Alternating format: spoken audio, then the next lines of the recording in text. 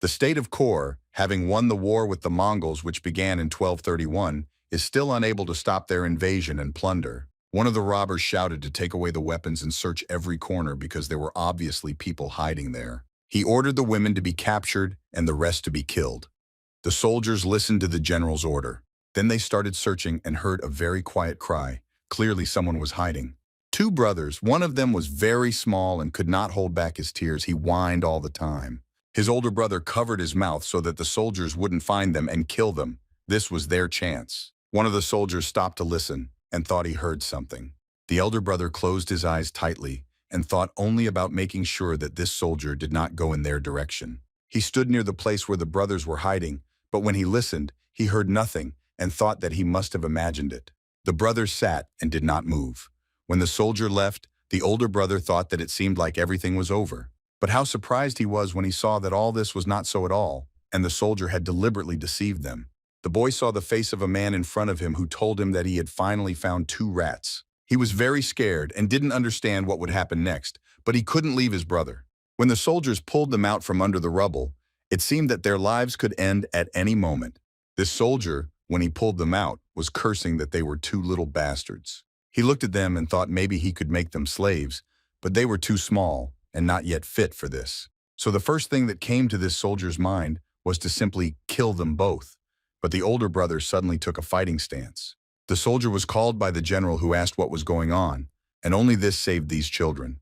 The soldier said that he found two children, they were very brave, and he decided to kill them. The huge general looked at these two children with a very serious expression on his face. He watched as the eldest of them, with a stick in his hands, tried to defend himself, and most importantly, defended his younger brother. The general smiled and said that it was too simple and boring. He decided that it was worth playing with their young, tender bodies, and he ordered his soldier to bring an iron whip here. The soldier looked at the general and answered, yes. When the soldier went after the tail, he met a guy. The soldier was surprised and asked him if there was another survivor. The soldier was very surprised. Was this guy so scared that he wasn't even trying to run away? The general turned his head and asked the soldier why he stood up, to which he replied that it looked like the guy had gone crazy. The general ordered him to deal with him and bring a whip while he was still in a soldier's mood. Before he could answer, he felt a fist near his neck. The general turned his head and looked at what was happening. He couldn't even imagine that something like this could happen to his soldier. The guy who had no weapon in his hands was able to easily deal with his warrior, disarming him in a matter of seconds. The general told the guy that judging by how easily he broke his neck, his strength was not bad. He wanted to know who he was, a warrior or someone else. The general got so angry that he raised his hand which held the sword and shouted, "Does he really dare attack such a strong warrior as he?" After which he swung and tried to hit the guy, but he stood there motionless, which angered the general even more. When his ball was very close, the guy did not move away, but when he hit it, he extended his hand to grab the blade of the sword. The very next second, this sword crumbled into small pieces. He was in shock. He did not understand how this happened. The next thing this guy did was he reached out his hand and squeezed the helmet that was on the general's head with all his might.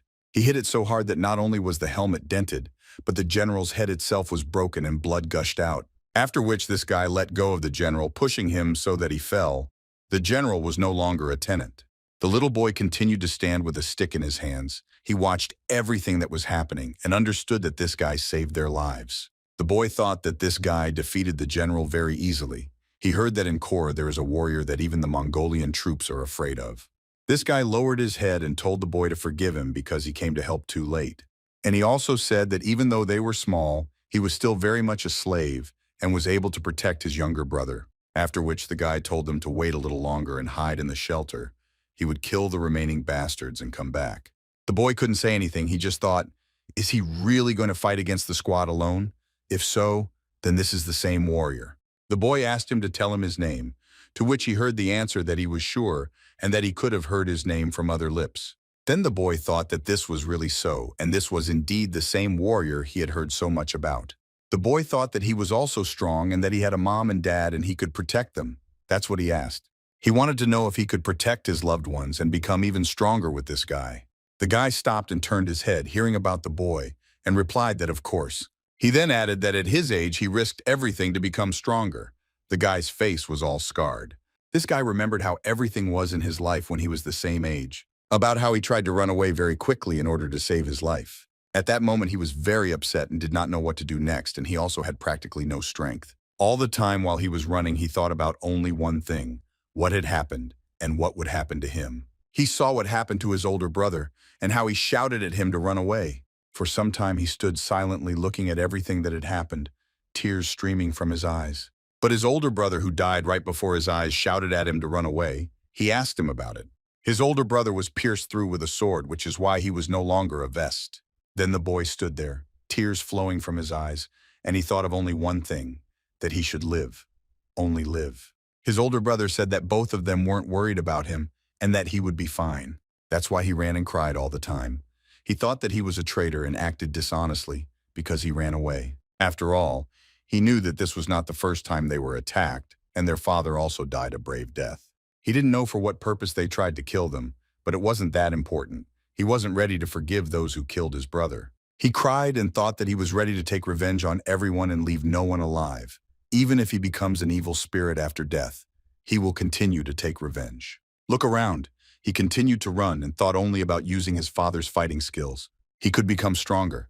He just needed to hold on a little longer so he could take revenge. He continued to run and told himself that he had only a little bit left. But at some point his body weakened and he had no strength left and fell to the ground. The man turned his head, looked to the side, and was very surprised. After all, not far from the ship there was a boy lying face down. For him it was a great success. When the boy began to come to his senses, he realized that he had passed out. I opened my eyes and thought about how long he had been unconscious. Raising his head and looking at his hands, he saw that they were shackled with iron shackles. At that moment, the boy wondered if he had been kidnapped. It was unclear at what point it happened. A huge hand grabbed him by the shoulder, lifted him up, and dragged him. He didn't understand what was happening. After which this man opened the lock and removed the shackles from the boy.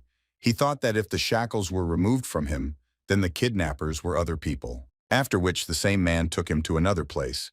It was a cell that was closed with iron doors. He tried to remember what had happened to him recently, but he only remembered fragments. At first he remembered the knife that was in his hands, but it was unclear why he needed this knife. Then he saw a very strange picture for him, but it did not surprise him at all. He saw how a huge man standing next to him had his head cut off with one blow. He also saw another fighter with a weapon in front of him and didn't understand why the hell he was trying to attack him.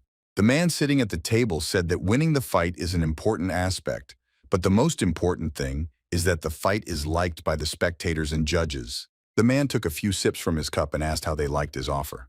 The girl sitting opposite him replied that the duel between the master's warrior and the fighters, even if 6 people will oppose, the result is too obvious. She believed that the judge's decision was also important, but was it worth participating in a fight, knowing how it would end? The girl was the manager of the Hongsol combat arena.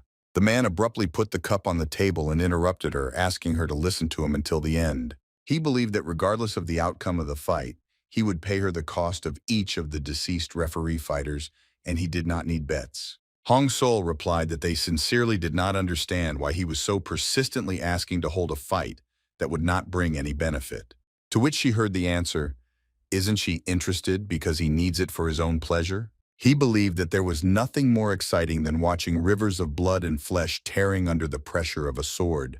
He thought that if he could buy pleasure with money, then why should he deny himself this? She thought that he was crazy. The manager thanked me for the offer, but in her opinion it was not very suitable for her arena. At that moment her assistant came up to her and lowered his head and whispered something in her ear. She thought that this gentleman had serious support behind him, even though she didn't like this whole idea, but she shouldn't make unnecessary enemies. Mom was born to her assistant, ordered him to get ready, and asked who would participate in the duel. The gentleman replied that he had brought his bodyguard and that he wanted to put him up against the 6 and her people.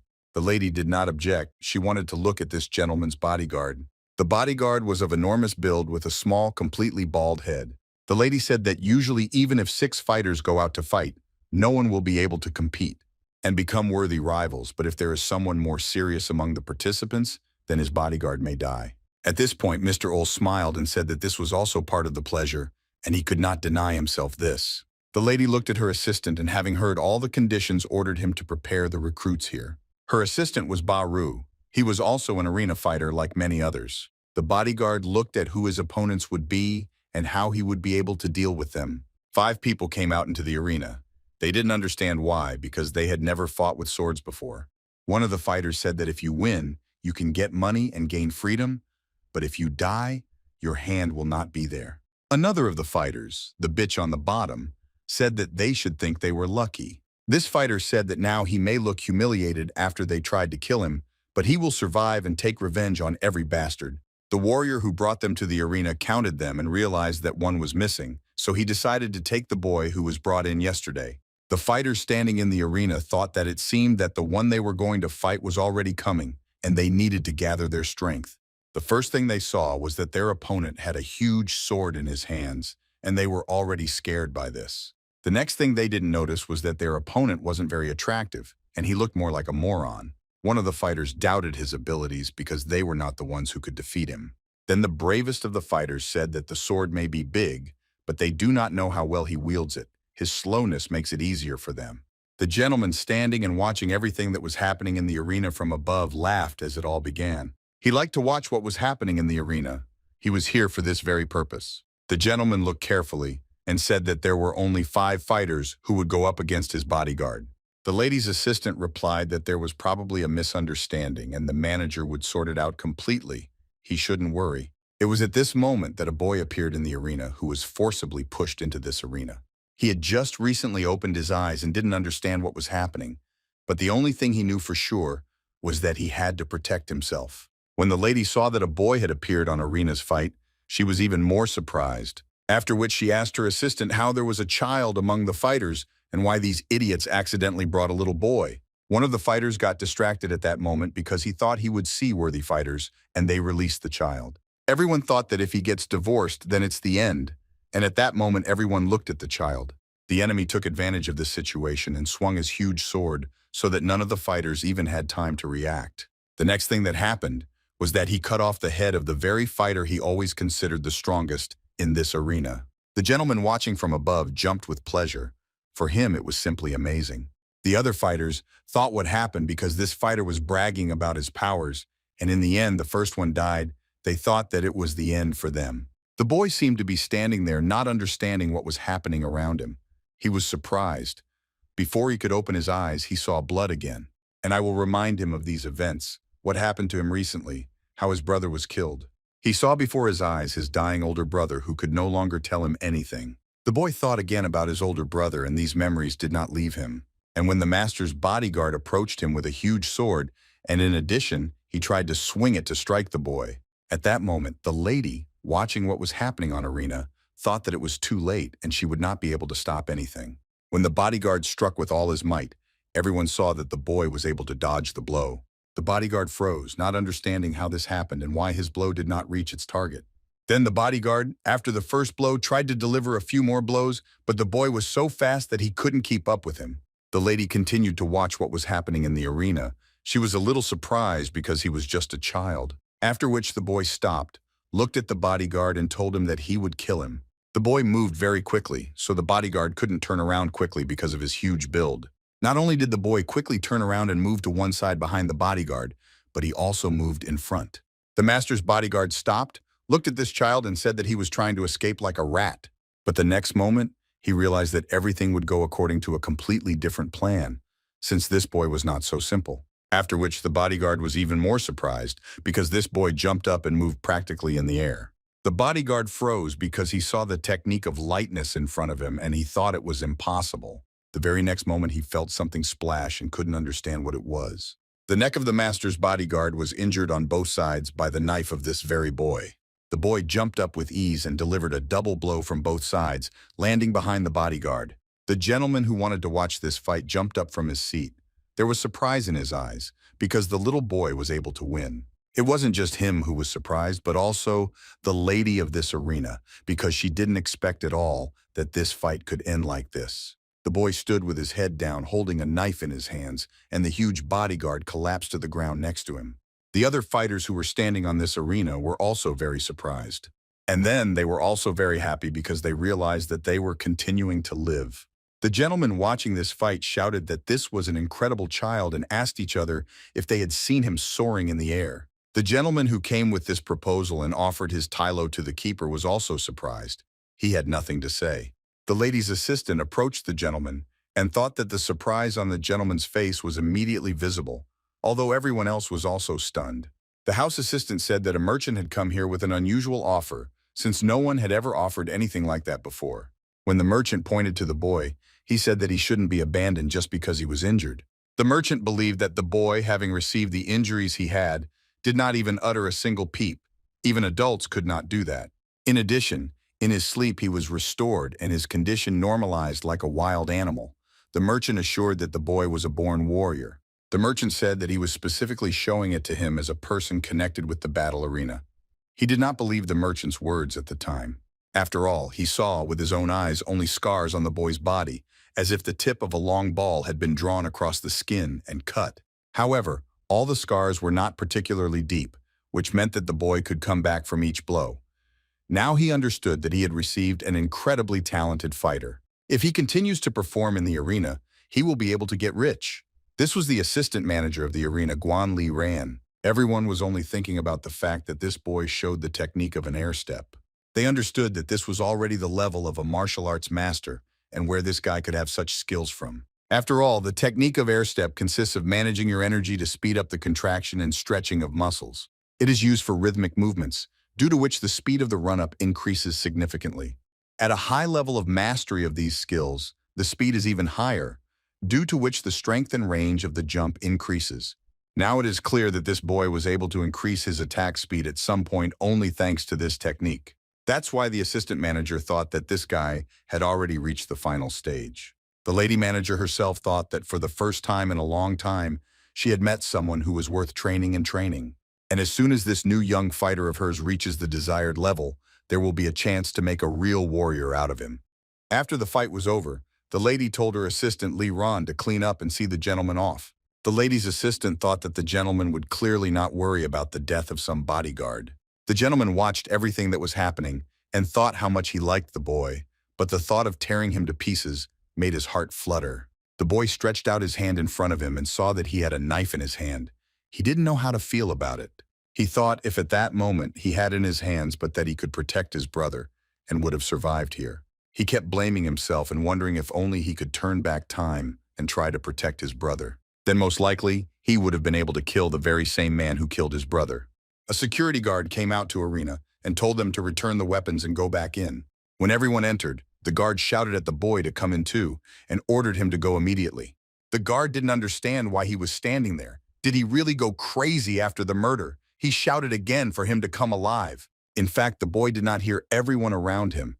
He only thought that if he could get everything back, he would do everything so that his brother would survive. The boy turned his gaze and looked at the guard who was shouting that elders should be listened to. The guard came closer to him and kicked him with all his might. The guard said to the boy, "Have you really gone completely deaf?" The boy lost his footing and fell to the ground, still holding the same knife in his hand. The other fighters who were in the arena did not understand why they hit so hard if they could just say. One of the fighters asked another what he was doing there, to which someone replied that he just wanted to approach him. And then I heard that he should know that people often die in the arena. If you are not careful, you can end up next. The other fighters present in this arena were very scared when they heard these words. The guard approached the boy and said, "Isn't that enough for him and he wants to fight him too?" The gentleman watching from above looked at the arena. He thought that he was behaving like a fool and was brazenly getting into trouble. But he wanted to see what would happen next, so he decided not to interfere with what was happening. The guard felt pain in his leg. He looked and saw that blood was flowing from his leg. The guard didn't understand where it came from. He thought that most likely when he kicked the boy, he managed to cut him with a knife. The boy wanted to know where he was and why this man was trying to attack him and was beating him. He stood with his shoulders down and couldn't understand why this huge man attacked him and everyone else. Everyone else watched the boy and thought that he still had a knife in his hands and it was not safe at all. The guard also thought about what this boy could do, because at that moment he had already taken a fighting stance. The guard, picking up the bodyguard's huge sword that was lying on the ground, wondered if it was really possible to lose one's mind after the death of one person. He looked at the boy and thought that he no longer cared about the reason why he became like this, and it was too late to apologize for the mistake. The boy saw nothing before his eyes except for the moment when the sword pierced his brother's chest and blood sprayed in all directions. And this picture was always before his eyes, so the boy could not give birth to a hand and give up the knife. The guard swung his weapon, shouted at the boy that he was going to cut off his ear and began to approach him. At that moment, someone from behind shouted at the guard to stop and back off. It was that same fighter of arena who was watching what was happening from above. He said that this little slave does not understand where he is and how he should behave, so he is ready to teach him a lesson. This arena fighter repeated, "Does he really need to be told twice?" and looked at the guard, to which he replied that of course not, and that he would immediately step back and not touch the boy. The arena fighter came closer to the boy and asked him to put his knife down. He said that he didn't want to harm the boy, but it was as if the boy didn't hear all his words. The boy looked at him and said nothing in response, continuing to hold the knife even tighter. The boy looked up at this man from below. He heard that he was saying something, but for him it was completely incomprehensible. The boy stood and thought only about the noise in his head. He understood that he had not yet fully come to his senses, but he thought that this man in any case did not have a weapon and did not look hostile. The boy thought if there is a pharmacy that continues to attack him and he does not know where it is, he needs to be on guard. The gentleman who stood in front of him asked him again if he really couldn't hear him at all. From behind, they heard someone's voice saying that he thought that this boy didn't understand them. The fighter turned his head and saw a man who was trying to approach him, and he was grabbed for it. The fighter said to let him go and demanded that the man speak out why he thinks so. This newbie was ordered to go quickly and explain, and if he couldn't, he himself would be killed. At this point, the newcomer ran up to the gentleman and began to speak indistinctly at first, saying that he had heard this boy talking to himself. And in his opinion, perhaps he is not quite in his right mind and he does not understand anyone. The gentleman looked at him and wanted to understand why he made such conclusions, but he had no choice. So he thought that he wouldn't learn anything more from this boy, at least for now. The newbie said that he knows Korean well and can try to talk to this boy. To which the gentleman turned and looked towards the newcomer. He said nothing. The newbie thought he was afraid to interfere in such a situation, but this guy saved his life, and if he doesn't repay in kind, it would be somehow wrong. The gentleman looked at the newcomer and said that he agreed and could try to talk to him here. The newcomer, hearing that he was allowed, thanked him and took a step forward to approach the boy. The guard didn't understand that this boy was a simple slave, and why all this dancing around him. There was something special about him. The newcomer came closer to the boy. He didn't know where to start and what to tell him first. The boy also wondered why this guy came so close to him and what he wanted from him. At that moment, the boy heard from this guy in the language he understands that they thanked him for saving him. The newcomer looked at the boy and understood that he understood what he was saying by his reaction. So he continued to tell the boy that only thanks to his courage and the crab's growth, not only he but also others survived, and once again thanked him very much. Then this newbie said that the fight was over and the boy should put down his knife. The boy did not understand what it meant to save not only him but also others, and he also looked at his hand in which he was holding the knife tightly. There was a minute of silence. Everyone was waiting to see what would happen, and whether the boy understood what he was told.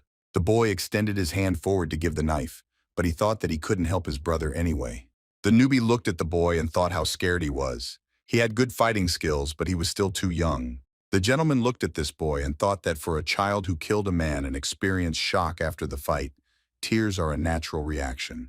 But in fact, for this child's age, this was not a natural level of determination, even beyond all expectations. The gentleman looked at the newcomer and said to explain what was going on here. It seems this boy doesn't understand anything. The guard thought that now he would leave everything as it was, but then he would have to answer for his actions, because he could not forgive him. After some time, a conversation took place in the room where the mistress of this arena was located. She wanted to ask her assistant what he thought about this boy, to which he replied that he had good skills and could be used for his own benefit. But if you ask if he is suitable for her purposes, he would doubt it, because they don't fully know what he is capable of. The lady was interested in why he thought so, because for his age, such mastery of technology is an impressive talent. To which I heard the answer, usually if someone reaches such a level at his age, it is considered talent. But in this case, it is a little different. Because true talent is the ability to reach a level that no one can reach regardless of age, and people like him rarely continue to develop further. And in the end, they remain at the same level. Real talents from the very beginning can reach an unattainable level in several techniques or completely possess one to surpass others. This young man has already reached a high level in one technique, but he will most likely not be able to master others. The lady asked again. Does this mean that he has no potential for further development? The assistant answered her that comfortable living conditions could give an additional significant chance for development. He believed that in this situation, he found himself where the question of life and death was decided, and he had lost his goal if the battles continued, and there were no strong opponents, then his skill would fade away. Instead of striving for unattainable techniques, he needs to learn how to kill effectively to survive. Eventually, his progress will be impossible without these skills. She listened to the end.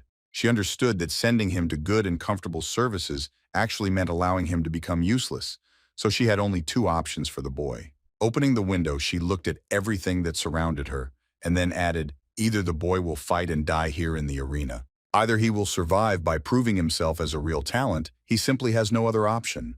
The newcomer, who understood the boy and could tell him something, said that perhaps he was sold while he was unconscious. Another person sitting further asked the newbie to translate for the boy that everyone who is caught says that they should be released, but this doesn't work. He was caught when he spent the night on the street.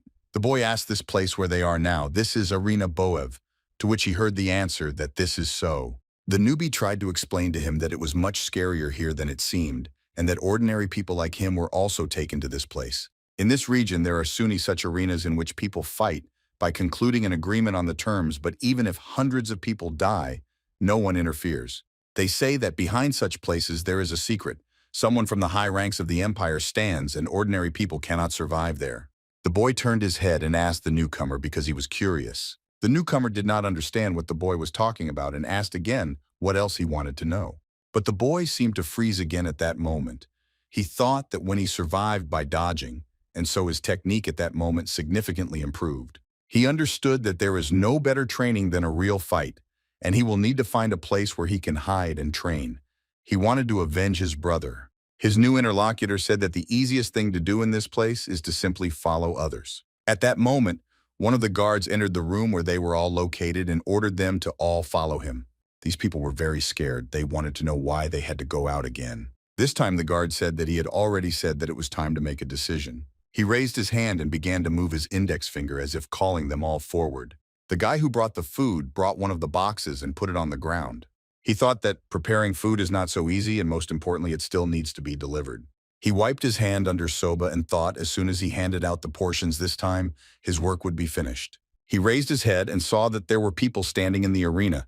These were the people who had ended up here yesterday. He thought that under the pretext of curbing energy, these bullyings began again. He did not understand why they were doing this, but having looked at all these people, he was even more surprised when he saw a child among them. This child was standing at the very end of the line, and it is unclear why he was among all the others. There were 5 people standing in line. One of them was that same boy. In front of them were other arena fighters who were telling them that they were pathetic weaklings. And they also told these people to relax because they definitely won't die today. The boy raised his head up and saw that there was a stone ceiling above him, and this upset him, because it seemed like there was no way out of here and the place resembled a training hall. One of the fighters asked this, and all the newbies the second answered that this is exactly how they stood looking at them. One of the fighters said that they had gathered them all here specifically to admire them. The second one added that they are all somehow weak and incapable of anything. And the third one, look at the newbies, said that they are all weaklings and just trash, and asked the others if they think so too. To which I will hear the answer that these guys not only look weak but also have no luck. How did they even become slaves of the arena? One of these newbies thought that they were telling the truth. Even the lower arena is a place where nice fighters gather, and there is nothing to say about the average ones. He looked away and thought that, in fact, if it weren't for this guy, they would have died on the first day when they entered the arena. One of the fighters said that the elder has skill.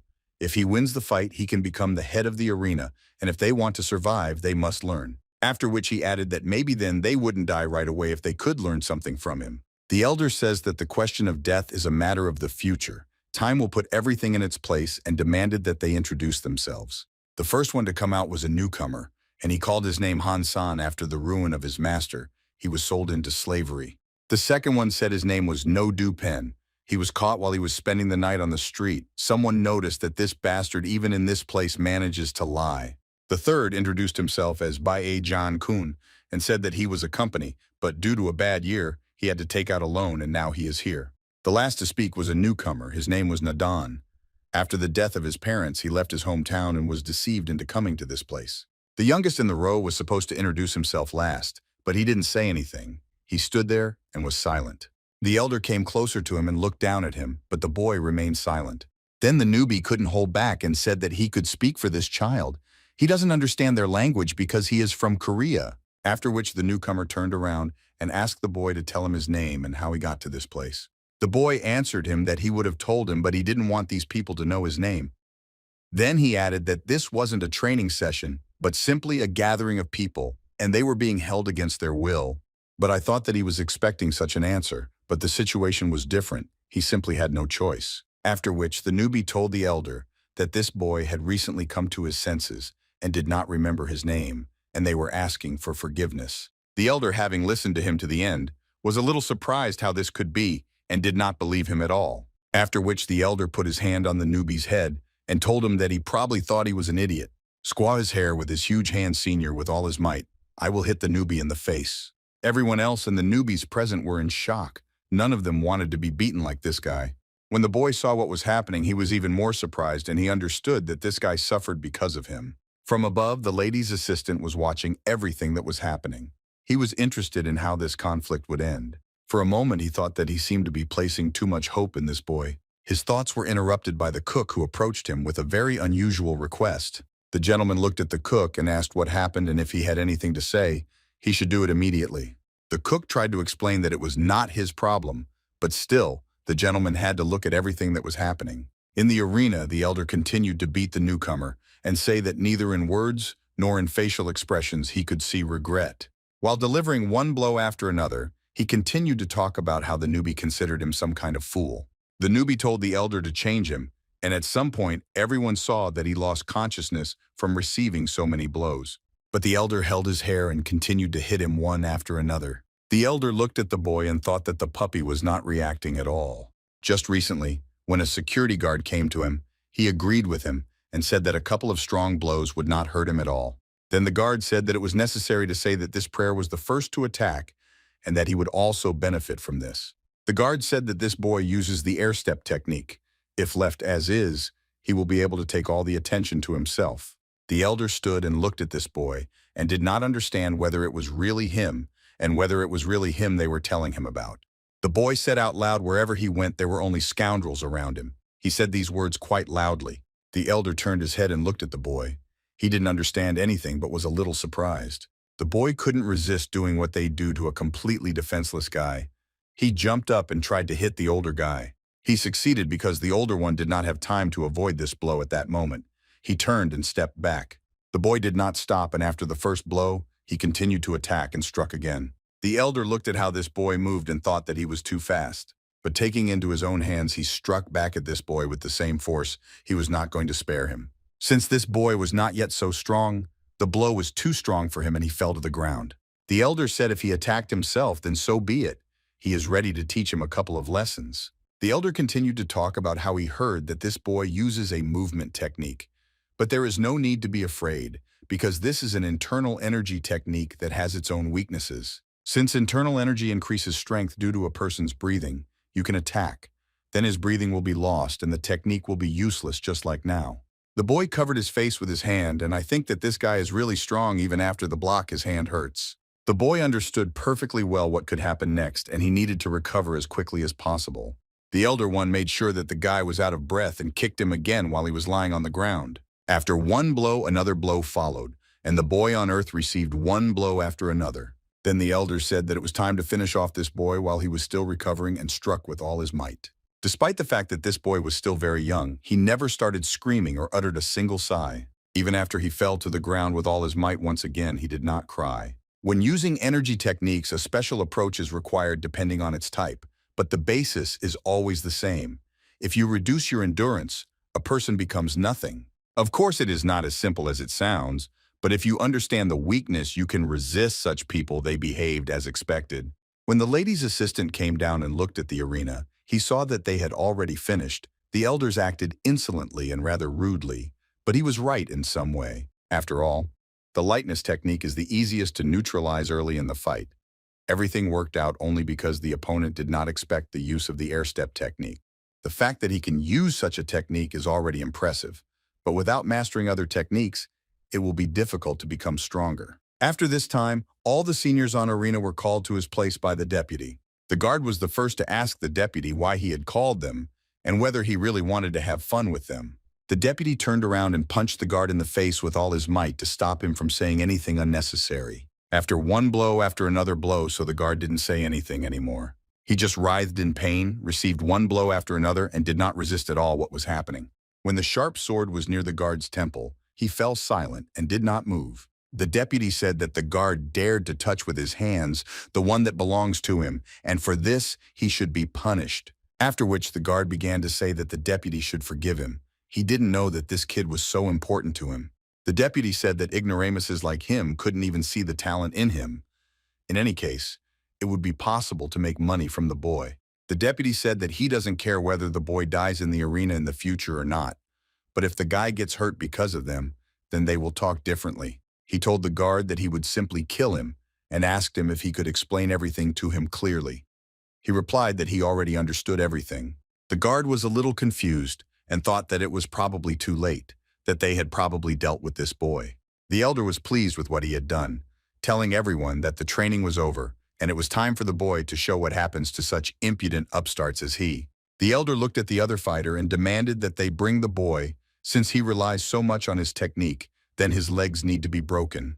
Watching everything that was happening, the assistant thought that he was allowing them too much, and that they were doing whatever they wanted without seeing any boundaries. That's why he thought it was time for him to intervene, otherwise it could end badly. Well, what happened next surprised him very much, and he certainly didn't expect that. Before he could say a word to me, he saw that this boy was already standing on his feet and preparing for battle. Everyone else was also in shock, not understanding whether he was really able to fight back against such a strong Milky. The elder at that moment said that he was holding himself back and did not want to kill him, but the boy was asking for it himself. Others were talking among themselves that anyone else would have already lost consciousness and did not understand what he was doing because he could lose his legs.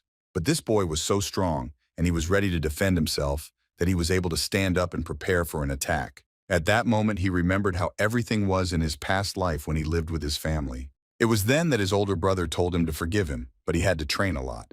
And in order to strengthen his internal energy, it is necessary to do such things. In addition to the fact that he trained the boy, his older brother trained with him and set an example for him. At one point, his older brother said that he was ready to see what was special about his father's martial arts. And why do you need to go through such training? The boy really thinks that his father's martial arts are special. He loved his older brother, whose name was Chan, very much and who always tried to teach him martial arts. His brother said that energy is a force that allows you to enhance a person's abilities. Everyone has it, but most can no longer use it. Even if someone's ability strength is different for each person, the boy wanted to know why it is different for everyone. His brother answered him that, for example, one person easily remembers new hieroglyphs, while another can barely remember even one symbol a day. They are not at all similar. He said that martial arts that enhance strength through energy management are called Qigong. Most of the Qiguns direct the flow of energy and concentrate it through breathing. Stabilizing the breath is of great importance. The older brother then told his younger brother that their father's martial art was different from other martial arts. And after that, he showed how exactly this martial art differs from others. He said that it is necessary to create a flow of energy in the body through the movement of Jingkok. This is a movement that fixes the body in order to survive an attack. The older brother said that he can feel the energy with his body and focus on it by showing it on his hand. The boy didn't understand everything until the very end when his older brother told him about all this for the first time. And he didn't understand how his father's martial arts were different from other martial arts. But at some point, he surprised even his older brother by being able to glorify the very essence. Then the older brother said that his younger brother was catching on very quickly. And the older brother agreed to tell his younger brother what was so special about his father's martial arts. The elder brother concentrated and said that the first and most important thing is that he must remember once and for all. This is exactly what the boy remembered and never forgot the words of his older brother and his father. The boy looked at his opponent and repeated the words of his older brother. If you start, don't give up. Fight to the end. After which he made a check forward and concentrated his power energy in his body, increasing it several times. The rest looked, I don't understand why this boy is doing Jin, because with his last breath he is trying to fix his position. Unexpectedly for the elder, who was already sure that the boy would not get up. He received a blow and the boy was already on the other side after the first attack and was preparing to continue the attack. The elder wondered if this boy was really capable of using the air step technique. The elder felt blood spurt near his eye after the boy hit him. Well, this boy was not going to give up. He continued to attack very quickly, moving around nasty. And in the next minute, he was right in front of his opponent and looking him straight in the eyes. The elder did not expect that after the first blow, there would be another blow directly to the neck. After the blow was delivered, the elder entered and tried to breathe, as it was difficult for him to do so. But this boy, who no one took seriously, continued to attack, and after the second blow, he delivered another kick to the face. The elder lowered his head. Blood was flowing from his nose. He could not resist. The boy did not stop attacking. He grabbed the older man by the hair and pulled his head down. Then the boy hit the older fighter's face on the ground with all his might. One of the newbies thought that he knew that it was not just an ordinary moth, but its strength was incredible. One of the fighters ran up to the boy and started shouting that it was enough. He had to stop. Well, the boy didn't stop, so this one is afraid with all his might. I kicked him and shouted that he is a bastard. The boy fell to the ground once again. Only this blow could stop him. After which this fighter ordered everyone else to gather in order to beat this boy with a crowd. He thought that he needed to be finished off. Many of those present supported him and shouted, "How dare this puppy!" The boy was completely alone, like a small hunted puppy who had to survive. I watched what was happening from above and didn't intend to interfere with what was happening. He just thought that he had never seen anyone use Keegan in such a state, and how could he even fight? After all, this guy used the lightness technique right after Jinkak. When he watched, he thought it was just a normal Jinkak. At some point, the deputy thought that maybe this wasn't all just like that, and that this was an unusual boy. And if he's right, then this boy has a talent that he himself is not able to master. Below, behind the bars, a senior fighter was watching and he heard the lady order him to open the bars. Perry turned to look at the manager and asked why she was there. The girl stood silently in front of him without saying a word to him, because it was her order and he had to carry it out. The very next moment he opened the bars so that she could enter the arena. Everyone present in this arena was very surprised because they did not expect such a turn of events. The fighters were unhappy with what was revealed. They screwed whoever it was. But when they saw who it was, they were even more surprised and had no choice but to remain silent. After all, the manager of this arena and the elders of Baru entered the arena. The manager looked around. She was not happy with what had just happened in the arena. The first thing she saw was the newcomer lying on the ground, and he didn't move at all after the blows he had received. Turning her head to the other side, she saw the senior fighter who was also lying on arena and also not moving. The manager told everyone present that she had learned about the substances that were taking place in this arena. She said that she found out about everything and she simply had to intervene. The other fighters looked at her in surprise. They had no choice but to lower their heads before her and ask her for forgiveness. The boy, not understanding what they were saying since he didn't know their language, wondered what kind of woman she was. The very next moment, the manager approached the boy and looked down at him. She was silent for a while, then said that he still needs to learn discipline because he behaves very defiantly. The boy didn't understand what she was saying. He only understood that she was addressing him. The only thing he managed to think about was that she was too fast because she had already tried to hit him. The manager swung and struck. At that moment, the boy blocked with both hands so that the blow would not cause him any damage. The boy thought that he had lowered his guard in vain. If only he hadn't been beaten up earlier, he wouldn't have done this. Several newcomers shouted in one voice to the manager, "Why she beats the child." Baru stood aside. He thought that the manager arena had not interfered with the fights between the participants before. He thought that allowing her to feel the mistakes she had made was her way of warning her not to interfere and not to get involved where they weren't wanted. Baru also wondered if she was still pinning her hopes on the boy despite his words. At that moment, he also changed his mind.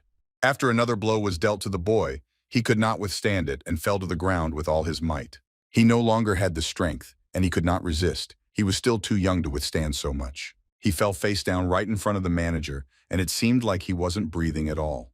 The manager looked down at him and was a little scared. Had she gone too far? She then ordered her assistant to call a doctor immediately for this boy. He watched the shooting from behind the bars. He exhaled. He was glad that the manager intervened. After all, he saw that the young man was badly hurt, but this should never happen again. The security guard came out of the deputy's office. He wanted to understand what happened there and whether he had missed everything. For some time, there was complete darkness before the boy's eyes. He tried with all his might to open at least one eye and see where he was. Seeing the ceiling, he thought that this ceiling was somehow different from the one that was before. The newbie who was lying on the bed thought about how his back hurt. He felt that his face was all in screws. Unexpectedly for himself, he jumped up, not understanding why he was here and where he was at all. He turned his head to the side and saw an unusual picture that surprised him even more. In front of her was a naked manager who was wearing a bright red robe. The guy was surprised and screamed in fear. He understood that he shouldn't see this. The manager looked at the guy and said he was a very noisy idiot. The manager said that she said that the guy could wake up at any moment. Hey, such laws often say stupid things. The guy covered his face with his hands. He repeated that he was asking for forgiveness and that he would not tell anyone that he had seen anything, after which he turned his eyes away. And on the other side, he saw that same boy. He was delighted and asked him if he was also in this room, after which the newcomer asked a boy he knew where they were and what kind of place it was. The boy replied that this woman called a doctor and cured them after they were badly beaten. The guy was even more surprised. Did she really ask the healer to help them, ordinary slaves who die every day in the arena? He also thought that this woman seemed to introduce herself as the manager of this arena. Then the guy unexpectedly turned to her and wanted to ask her for something. He shouted for her to forgive him and then asked her to drag him and not ruin him. He told the manager that he was so annoying and she would have killed him on the spot, after which the guy asked her to apologize again and said that he would shut up. The manager sat with her back turned when they were tying her pigtails and when they were dressing her. After she was dressed, she thanked the servants for helping her. She was helped by the same guy who delivered the food and who called for help when they were almost killed.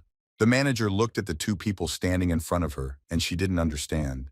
Because this boy, who was the youngest among all her fighters, did not behave like them. If he were an ordinary slave of arena, he would be shaking with fear in front of her now. But this boy, even in the face of punishment, remained absolutely unperturbed.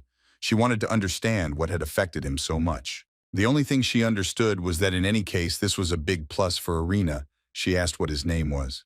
The guy who was translating thought that he was asking for his name again, and he obviously wouldn't answer. He looked at the boy, and then he really doesn't want to tell them his name. He bent down and asked the boy if he could think of any other name for him, to which he replied, "He can do that." Then the guy answered the manager that his name was Na Don, and this boy's name was Beon. Don thought that this name came to him as soon as he saw the boy fight like a flying bird. The boy asked his translator who the stern lady standing in front of them was, to which he heard the answer that even if others don't understand him, he still can't blabber about anything. He explained that in this place, even the fact and facial expression could cost him his life. He was speechless. The manager lowered her head and told the boy that this was the stern housewife of the Hong Seoul Arena. Don was very surprised. Does she really understand him? Does that mean she heard that he came up with his name? After which he bowed again. The manager asked her to forgive them. This boy did not want to say his name, so he made it up himself. At that moment, he was only thinking about the fact that they would most likely be killed for nothing. He lied to the manager. The manager said that she, the mother, could have just hit and ended it there, but she believes that if a person has lied about a small thing, he can do the same in a big way. But she judges people just because she sees a name. It's just a means of address. There's no problem in coming up with it yourself. She confirmed that from now on the boy would be called Beon, because for her it didn't matter at all. The guy thought that it seemed that the manager was not as terrible as he had imagined her to be at first. After which the manager turned around and headed towards the exit. She ordered that they be fed and sent back. After which she stopped and told her servant that she had changed her mind. She decided that only the older servant should eat and asked how the boy was. The manager turned around, looked, and told the boy to leave with her. The boy stood silently looking at her but didn't particularly object. He decided that this time he would do as she said.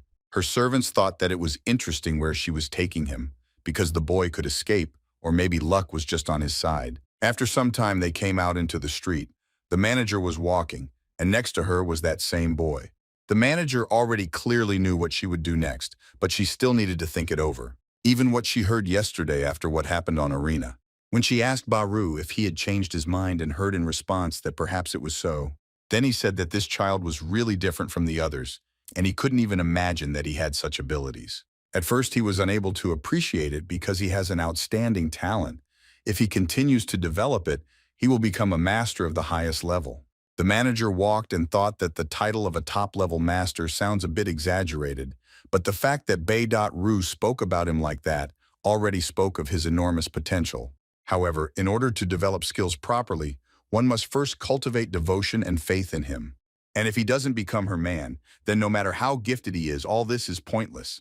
People like him can either be conquered or their weak spots can be found. All this time she was walking and thinking what to do with this baby. At that moment the manager heard someone's greetings. She turned her head and also saw the owner of the arena, Manhwa, who once again told her that managing arena was not a woman's job. The manager looked at him and told him in response that he looked like the nanny, to which he replied that it was just a joke. And then he added that for her, arena is just a business. To rise to the level of the highest class, you need a real master, it's obvious. After which he said that he was ready to introduce his father's son, Yagan, whom he was taking into his care, and this guy would fight in the highest arena. The manager looked at the guy who had just been introduced to her, after which she put the boy in front of her and added, "No matter how much I look, it seems to her that her boyfriend is much stronger." To which she heard the answer that envy was blinding her, or she simply did not see the obvious, after which he asked his student what he thought. His student began to say that at first glance, after which he fell silent, he had nothing to say. He looked at the boy's clothes and they were all torn from sword blows, and this boy had a lot of scars. Then the guy added that the boy standing in front of him was too weak and he couldn't fight. He'll most likely chicken out and run away, and he'll be able to finish him off in one fell swoop right there on the spot. The manager of the other arena said, "Is this really the same boy who uses the lightness technique? It is unclear how he will show himself together." The boy stood silently. He did not understand what was being discussed, but he looked his opponent in the eyes absolutely calmly. The manager thought that the boy was not inferior to him in military spirit. Even if he did not understand the words, he should feel the atmosphere before the fight. The boy, unexpectedly for everyone, began to yawn, covering his mouth with one hand, letting everyone know that he was very weak and tired. At that moment, the boy made such a move on purpose, he decided that it would be better to just watch from the sidelines. The manager was unexpectedly surprised because he had just been set up in a completely different way. She started talking about how she was asking them to understand that he wasn't very talkative and that they shouldn't pay attention to that. After which, the manager went on saying that they had other things to do and they should hurry. The arena manager looked at this boy and said that he was very funny. His ward suddenly asked the manager for help and told him to help him deal with him. Epic looked after this boy, and there was something inhuman in his eyes. He said that he wanted to kill this boy. The manager told his charges that soon his energy would be feared, so for now he needed to focus on training. After which, he noticed that tasty food should be cooked slowly with poppy seeds, and these are the words his stove should remember.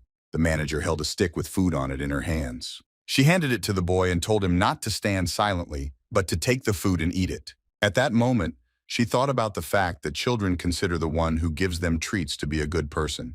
If you show kindness to them, they will begin to trust. The boy took these tasty treats on a stick and looked at them kindly because they reminded him of his brother again. At one point when he was training, his brother came up to him and called him over. After which the brother stretched out his hand and there were two of the same balls lying on it. The brother told him to look. He was very happy at that moment when he saw these two delicious balls on his brother's hand. He understood that these were sweets and his brother had specially bought them for him. He had never tasted anything tastier in his life. He then asked his brother if he could try it, to which his brother said of course, and he ate it. At that moment, the boy was too young to understand how hard it was for his older brother. Only at that moment, when he held the stick with sweets in his hands, he thought what a fool he was. As they walked further down the street, the boy saw a little boy sitting on the side of the road. Without thinking twice, he extended the stick with sweets to this kid as well, since he thought that he was. When the lady saw what happened, she was very surprised because she bought food for him. It is not clear why he gave it to another. When they return, he will not be able to try it anymore. Then the boy answered her that he really deserved to be treated to sweets. After which he added that one can only stay alive if one keeps a body capable of fighting. The manager looked at the boy and thought that he reminded her of someone and that she knew this person. They continued walking along the street until they entered one of the establishments. When they sat down at the table, they sincerely brought a large bowl of rice and a lot of other different foods. The manager told the boy that rice is life and he needs to eat to be strong. He thought for a bit and agreed with her because she was saying really good things. The manager seemed to be trying to warn him because he should know that one mistake could cost him his life, and if he survived, then he should draw some conclusions for himself. She can help him leave this place. The boy asked again why. Then the manager explained that upon returning to the arena, he would be forced to enter into mortal combat again and again. He ate and asked her again what she was talking about, because as he understood, he was in this place only to fight. The manager was very surprised, and when she heard this, she had nothing to say. When he finished his rice, he told the manager that he would become the strongest he could always leave. This is the next step. The manager asked him if he understood what it meant to be the strongest in this place. Then the boy explained to her that he didn't need to understand, he just needed to win. She was a little surprised by his answer, but it suited her completely. She watched him eat and thought that this boy gave her a short and clear answer. He was a very interesting boy for her. Suddenly, she looked at him and noticed that he was eating only rice, and she didn't like it at all. The vegetables that were on this table and other snacks were completely untouched. The manager took 2 sticks and told him to eat the vegetables in order to grow strong. You need to eat a lot. After which she put vegetables on his rice, and now he had to eat not only rice but also everything else. The boy was like this for a long time, and no one had ever told him what he should eat except his brother. He did exactly the same. I made him eat not only rice but also vegetables, putting them on a stick for him. Such care was another reminder for him that he had lost his close person, his brother. The manager realized that she had found the one who could control this boy. She looked at the boy and saw how tears flowed from his eyes and how he shook when he brought another portion to his mouth. The manager understood that the child was a child, but at some point her maternal instinct woke up. If you show her a little warmth at this point, you can find a common language with him, and he will then start on Zoe or follow her. She put her hand on his head, thinking that if she stroked his head, he would like it. She had never done that before. The boy unexpectedly threw her hand aside and said that he didn't need it. The manager then thought that these were small fry, just because of their character, and no more calf-like tenderness on her part. By the evening, they returned back. The time he spent in this place passed very quickly. Day followed night. One of the fighters who was looking for him came into the arena. He wanted to know where he was. When he came closer, he said to stop his training here quickly and to show as soon as possible. The guy was holding a huge shock on his shoulders, which he was wearing on his shoulders while he was training. The guard shouted to Beon, opening the iron bars and telling him to get ready. Since he will go in the next bayou, he must be ready at any moment. Beon threw the huge bag on the ground, the one he was holding on his shoulders. This was no longer a small boy, but a young man who said that it was very good that his next fight. After all, in fact, it was high time for him to enter the arena, and he had been waiting for this moment. When the security guard saw what the guy was doing, he was surprised and asked if he did the same thing every day. Before a fight, you need to save strength. This is an axiom, to which Beon replied that these exercises are just a small warm-up. The guard thought that if the manager deliberately gives him only weak opponents, he won't bother at all before the fight. The guy answered him that he saw himself from the outside and that he could at least kill a couple of people. He laughed out loud and said that he really took what he told him seriously, to which the guy replied that it was just a joke. And what he said to the guard, he was also just joking and you shouldn't be offended by him. The guard thought that this guy was not a boastful fool, and he should not rely too much on his abilities. The guard thought that for him today, everything should end because he had just seen his opponent. As the boy approached the arena, he heard someone calling him. He turned his head and looked. The guy was a little surprised and asked if they were really here and why they came. These were the same people with whom he got to this place. They said that they were here to look at him, and he should not worry. They did not receive permission. One of them said that until now, they had all survived only thanks to luck, but at any moment, one of them could die. So they should admire the price to support. His guy was surprised and said, "Is he really so weak and needs protection?" Beon told them not to worry. No matter what his opponent was, he would cope. At that moment, Don thought that they of course understand that he is stronger than them, and it is obvious, but they cannot just watch. For them, he still remains a child, and they constantly worry about him every time he goes out onto the battlefield. Upstairs, a scandal started between the manager and her deputy. The deputy demanded that the lady stop, because lately, and for the many fights that she organized, their reputation has suffered greatly, and all this is because of Beon. He believed that since the application for the fight was accepted, it would have to be continued, and if it was stopped at the moment, it would have to bear significant losses. The lady turned her head, looked at her deputy, and said that she would sort everything out, after which she added to her deputy that he had been crossing the line lately, and that this was not ukur alish warnings. The deputy said that he knows that she still counts on talent, and this guy, like him once, well, so many years have passed, and all that remains are empty hopes and disappointments. He said that she should understand that this guy has outstanding skills and physical data. He is still far from the best fighters, and he is not at all confident in him. The deputy said that during this time, many talented fighters in the Bulla entered the rating with high rank, and if he tried to fight with any of them, he would die. The manager closed her eyes. At that moment, she thought about something but continued to listen to what the deputy was telling her, that this guy only fights those who are easy to defeat. Baru also believed that your abilities can only change in extremely tense situations, and the chance is extremely small, and you will have to risk your life. But this is now the only available method. Moreover, Baru said that Beon himself wants this. He is tired of giving in to fighters much weaker than him. When the manager heard that the guy really wanted this, she thought about these words. She had no choice but to let this fight begin. The deputy wondered if this was really so. He even smiled at some point because he thought that this could be a way out of the current situation. It was heard that they shouted that fighters, you are coming out and the fight in the arena is beginning. The first fighter to enter the arena. Everyone started shouting that he was a martial arts master. Everyone knew that this was the martial arts master Kwakao, and he unexpectedly returned to the arena. He was not a slave of the arena, but a real warrior. All the other spectators stood waiting to see who his opponent would be and waited for the second fighter to come out. There was also a gentleman on arena who never missed a single fight. He stood and thought that he couldn't wait. Everyone stopped talking and shouting, and they watched who would come out of the door to the arena and who would be the opponent. In the distance, there was a silhouette. Everyone started shouting that they were finally coming out. Now it was necessary to understand who it was. The martial artist, when he saw his opponent, the first thing he thought was, is this a joke? All the other spectators were also perplexed. Could this guy really be a rival to such a master? Even if this guy seems capable, he is just a slave of the arena. And how can this newbie stand up to a martial artist? Kwakao thought he didn't understand why the manager wanted to see a fight with such a child.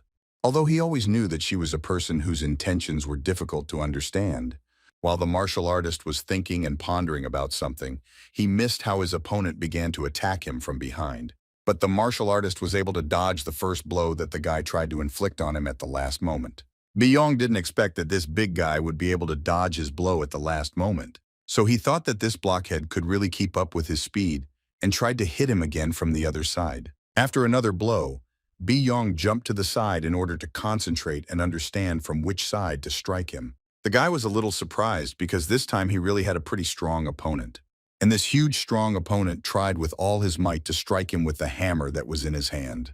The martial artist, when he realized that his blow was wide and the guy was able to dodge this blow, realized that his opponent possessed the technique of lightness.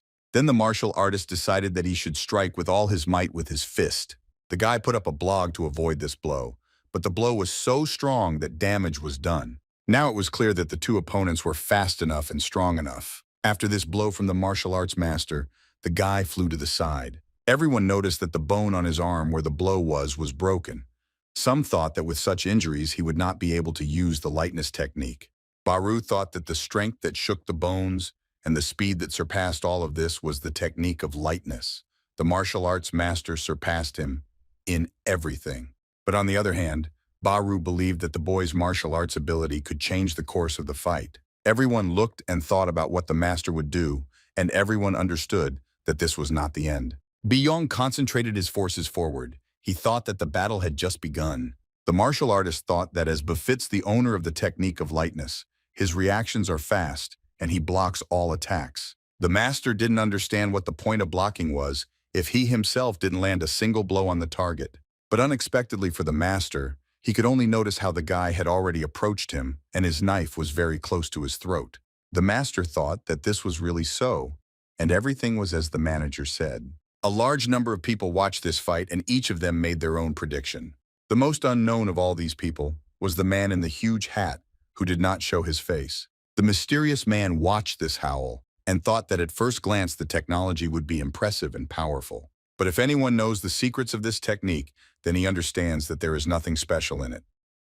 Beon tried to stab his opponent with a knife. It is generally believed that if the opponent is wounded, the use of such a technique becomes impossible. That is why it is almost impossible to return from a sudden attack in such a state, but he did it with ease. Everyone was only thinking about how Beon managed to do this, because before this he had never had a single strong opponent. The guy's opponent tried with all his might to strike Beon from behind, and it seemed to everyone that he succeeded. But after this blow, Beon jumped to the side. It was unclear how much damage was done to him. When Beon fell, he thought that his opponent was very easily dodging his blows. In fact, he just wanted to use the moment to throw him off balance, but it didn't work. The opponent was experienced enough, and after the first blow, he delivered a second kick. The blow was so strong that Beon was thrown back and hit the wall of the arena. The spectators started shouting that this guy was thrown all the way to the wall. Any other fighter would have died already.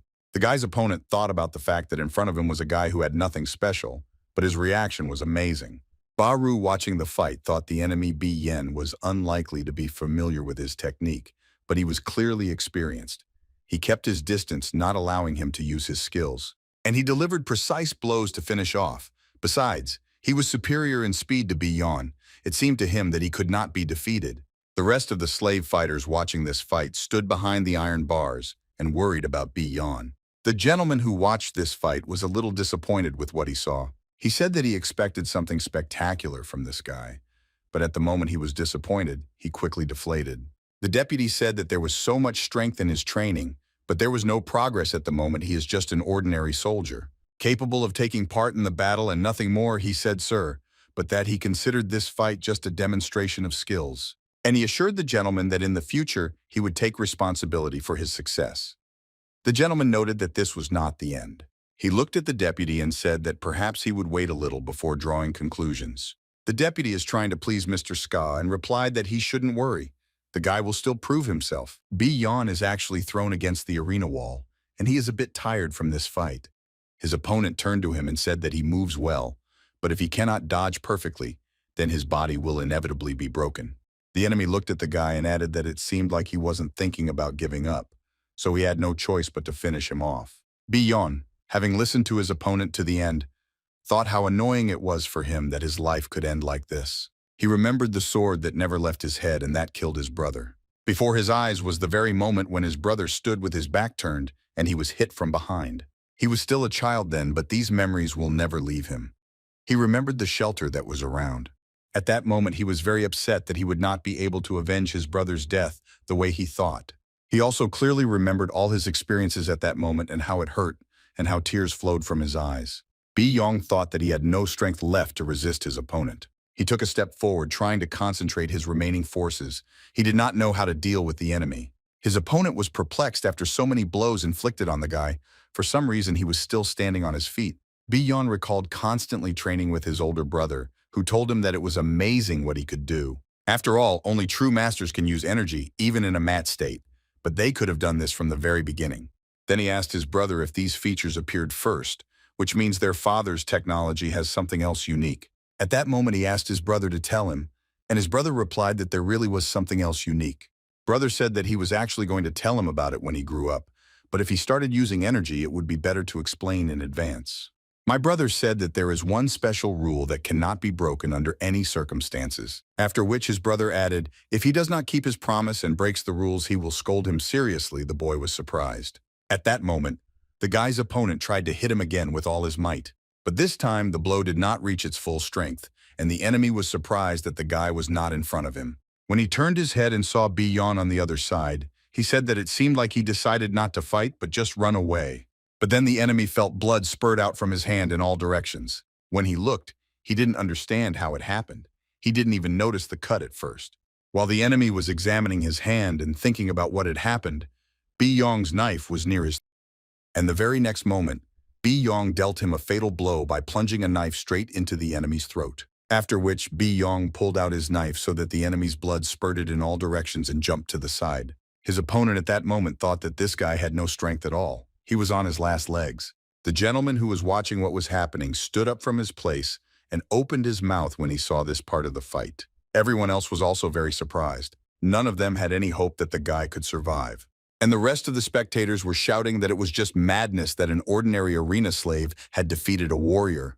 Baru thought that Beon's speed was lightning fast. Only the best fighters were capable of this.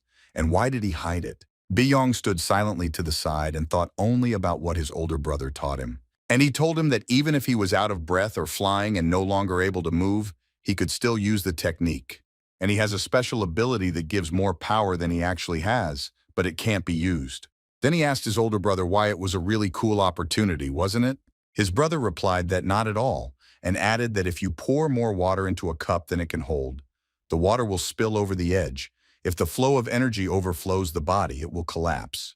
And the most terrible thing is that my brother said at that moment that he could end up dying. Drops of blood began to fall to the ground. Beon understood that the power was overflowing his body, but he had to curb it.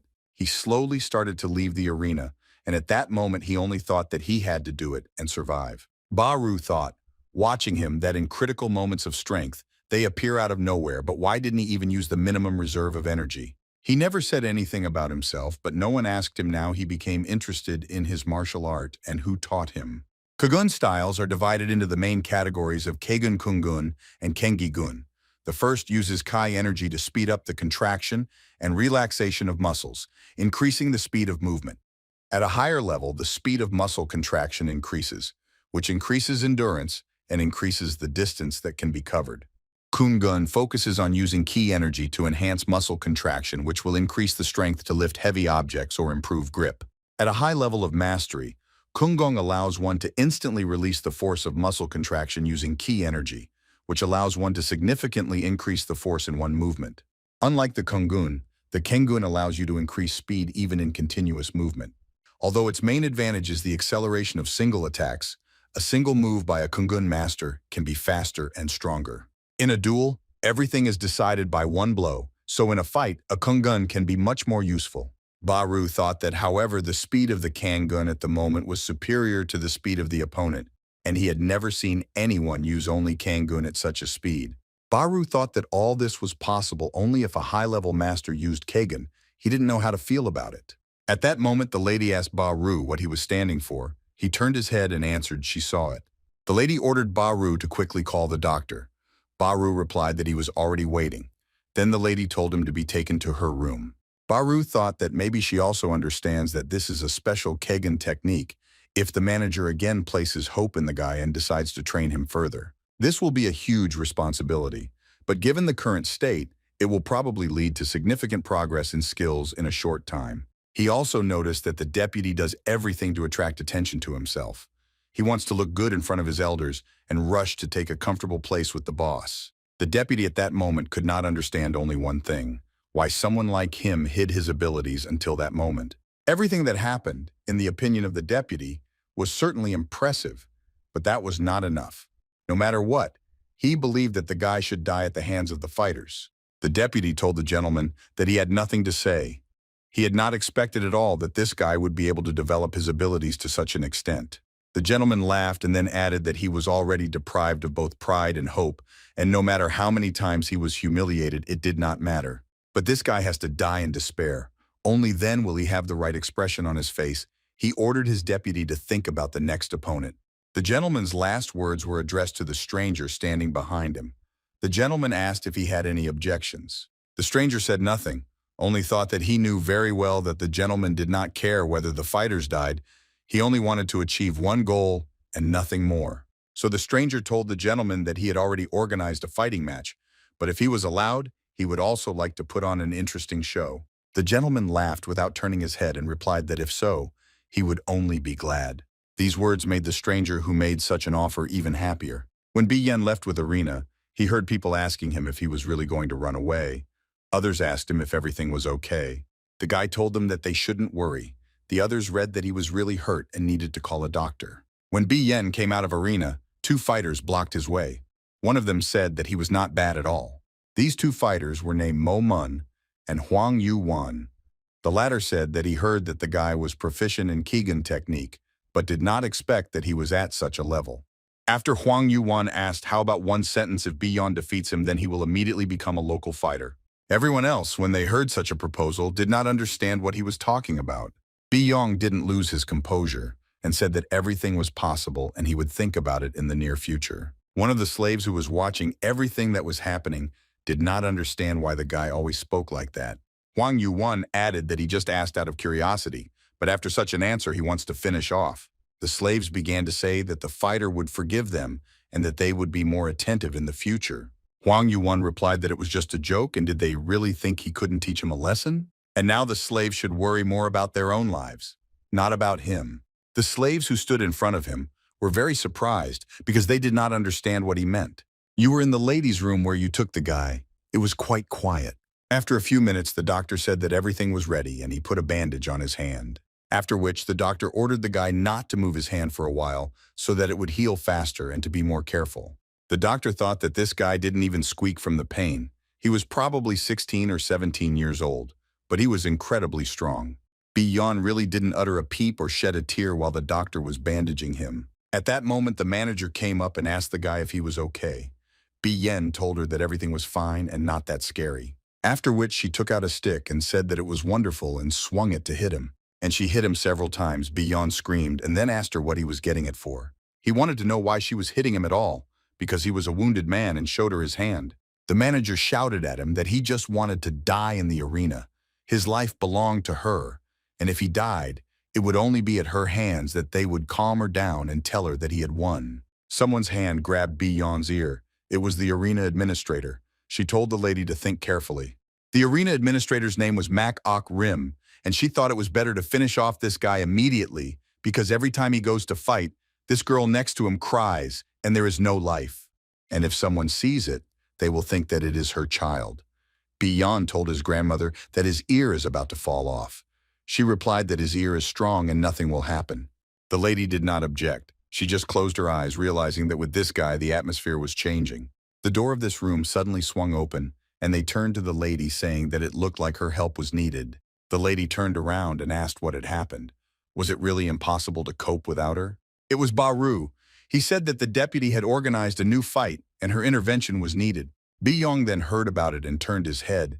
He understood that it could somehow affect him. After some time, people gathered to see another spectacle in the arena. The spectators said that they thought that everything was over, but the fight started again, and this time, there were several fighters. One of the fighters looked at the slaves and stated why he should fight with these idiots. The slaves, in turn, said that they themselves did not want to be in this arena with him. The door that led to the arena had not yet closed, which meant that the fighters were still to be released. One of the slaves thought that something was wrong here, and that the man would really be alone against them all. When the stranger actually entered the arena, everyone was shouting, "Will he really be alone against 5 slaves? This is absurd!"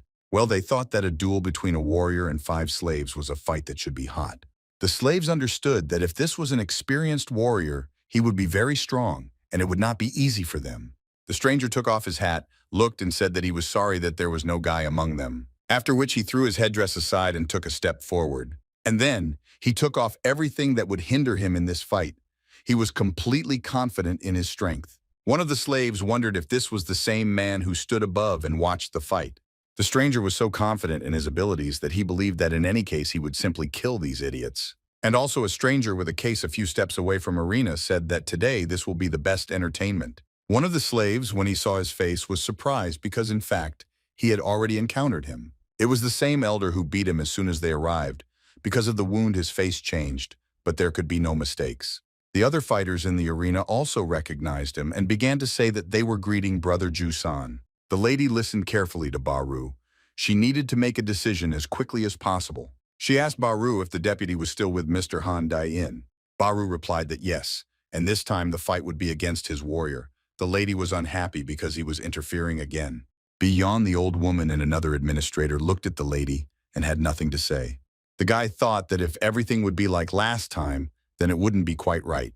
He couldn't stay put and said he needed to go and see. To which I heard that he needed rest and maybe he would at least eat before he went to watch this fight. Beon replied that no one should worry about him, everything will be fine, and quickly left the room.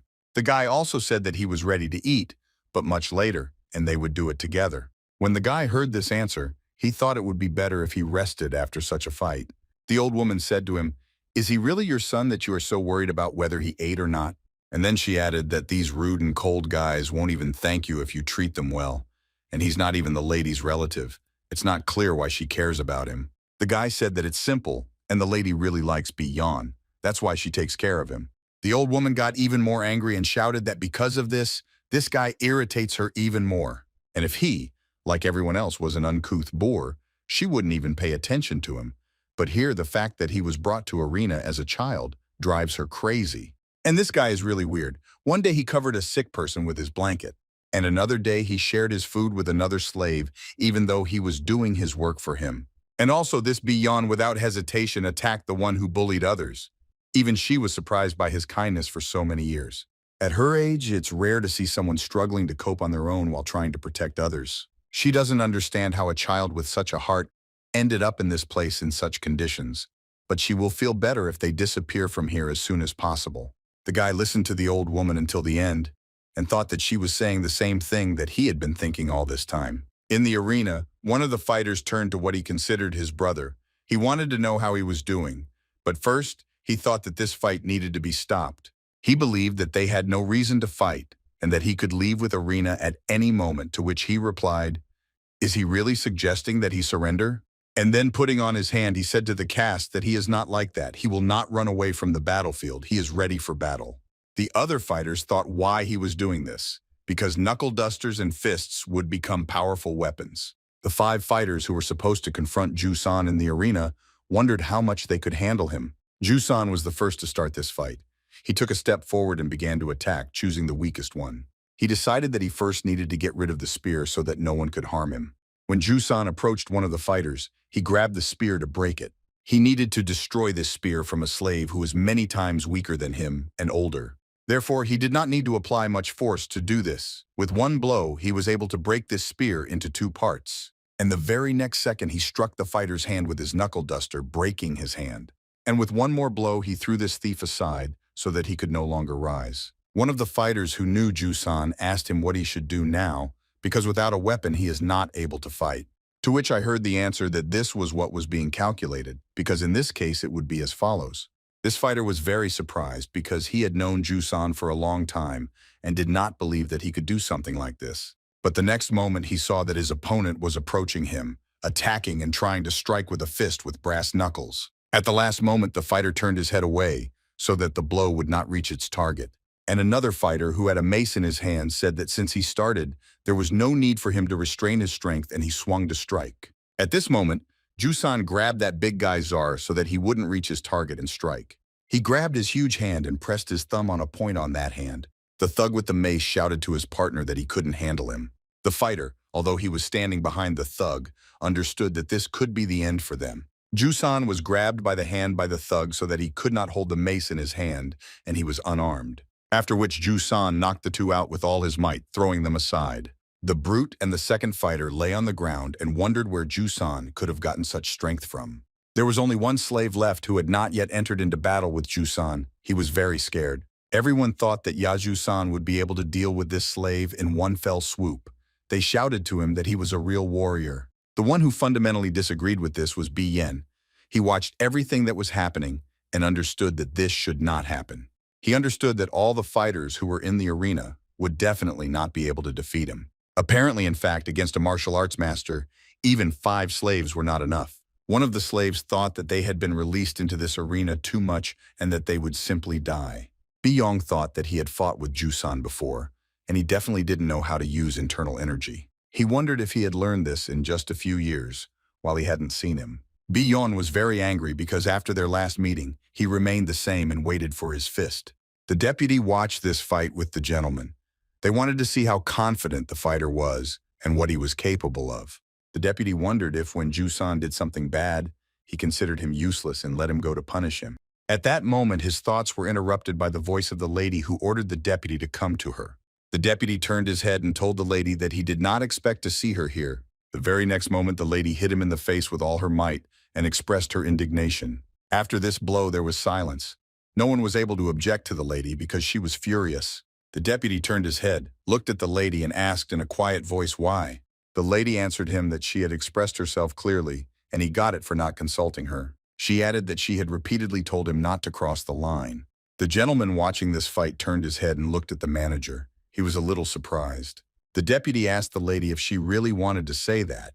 Because of the organization of one fight, he allegedly crossed the line. Then he looked at her and asked if she really wanted to say that he didn't even have the right to organize one fight. He said that the lady opened this place, but he also invested his money and connections in it. Now even the mercenaries he hired himself are under his command. He asked her if she really thought he was guilty, and if she really wanted to know what would happen when he actually crossed the line. Baru extended his hand forward, thus stopping him. He said that he does not know what rights he has there, but at least he should have respect. Baru tried to explain to the deputy that this fight was simply pointless and all the slaves would be killed. The conversation was still in the forest. One of the fighters said that if it was pointless, then it seemed like he couldn't just watch from the sidelines. But on the other hand, what is the point in the battle of immortality? And asked the deputy, it seems he has problems. The deputy calmed everyone down and said that everything was fine. It was just a difference of opinion. Then the fighter said that the deputy could always turn to him. He would deal with Baru without any questions and pointed his finger at him. Baru looked at this guy and thought that he was really interested in who he was. Baru replied that the fighter had not been in the arena for a long time, and did he really think that he had become stronger? The lady looked at him and noted that perhaps the gentleman watching all the fights thought that something interesting was brewing. After all, Baru was a fairly famous fighter, and it was said that his mu was comparable to that of top-ranked fighters despite his average status. The gentleman thought that soon everything would become clear, but for now he could enjoy the fight that took place in the arena. So he decided that he shouldn't stop watching this spectacle of how they would kill before his eyes. The manager and deputy looked at the arena where the fight was currently taking place. Jusan knocked out the thug with a punch from his fist, wearing a knuckle duster, and he was hit in the jaw. The blow was so strong that the fat man could not withstand it and fell to the ground with a broken lower jaw. The second fighter at that moment decided that if the fight was going like this, he would not take anything into account. He swung his arm in order to strike his opponent. His opponent, Jusan, when he saw that they were trying to hit him, dodged the blow and jumped to the side, after which Jusan, just like with the fat man, grabbed the fighter's hand and began to press with his thumb with all his might. He squeezed the fighter's hand with such force that he couldn't hold his weapon in it. He couldn't do anything about it. Another slave understood that he would be next, and he needed to get ready because it was his turn. Jusan didn't think long and sent the fighter towards one of the slaves who was waiting for his turn. But when this fighter's job was to demolish the body of another one, the second one was able to throw him aside. Watching what was happening, it was clear that Jusan was throwing everyone around like stones. Fighters using internal energy were different. Beon watched as only one person remained in the arena, and it was his friend. He shouted at him to look around. But the guy, despite what he was told, could not concentrate. He was very worried. He only saw his opponent approaching him with all his might and preparing to strike. The only thing he could do was to place the weapon he had in his hands in front of him. But despite the fact that the blow was stopped a little by the fact that it was not direct, the guy still couldn't stay on his feet, and he, like the others, was thrown aside. Beon understood that none of those in the arena could attack normally, and if everything was left like this, he would kill them all. That's why Beon asked him if he really wanted to kill them, since he was much stronger than them. And then he suggested how about stopping and fighting him in this arena. Jusan answered him without turning his head. Does he really think that he will listen to what is being said here? Then he looked at the guy and said to him, it would be interesting if he killed everyone who was in the arena. He thinks fighting with him would be much more interesting. At that moment, Beon realized that he would not stop, and simple words could not stop him in any way. He saw Ju Yan approaching one of the fighters who was lying on the ground, after which he reaches out his hand, grabs him by the throat, and lifts him up. By holding one of Zagallo's slave fighters like that, he wanted to show how he could easily deal with each of them. At that moment, Beon realized that no matter what he said, Jusan would definitely not stop. He needed to do something. Since everything was happening in a matter of seconds, and it depended only on him whether the guy who was in his hands would live.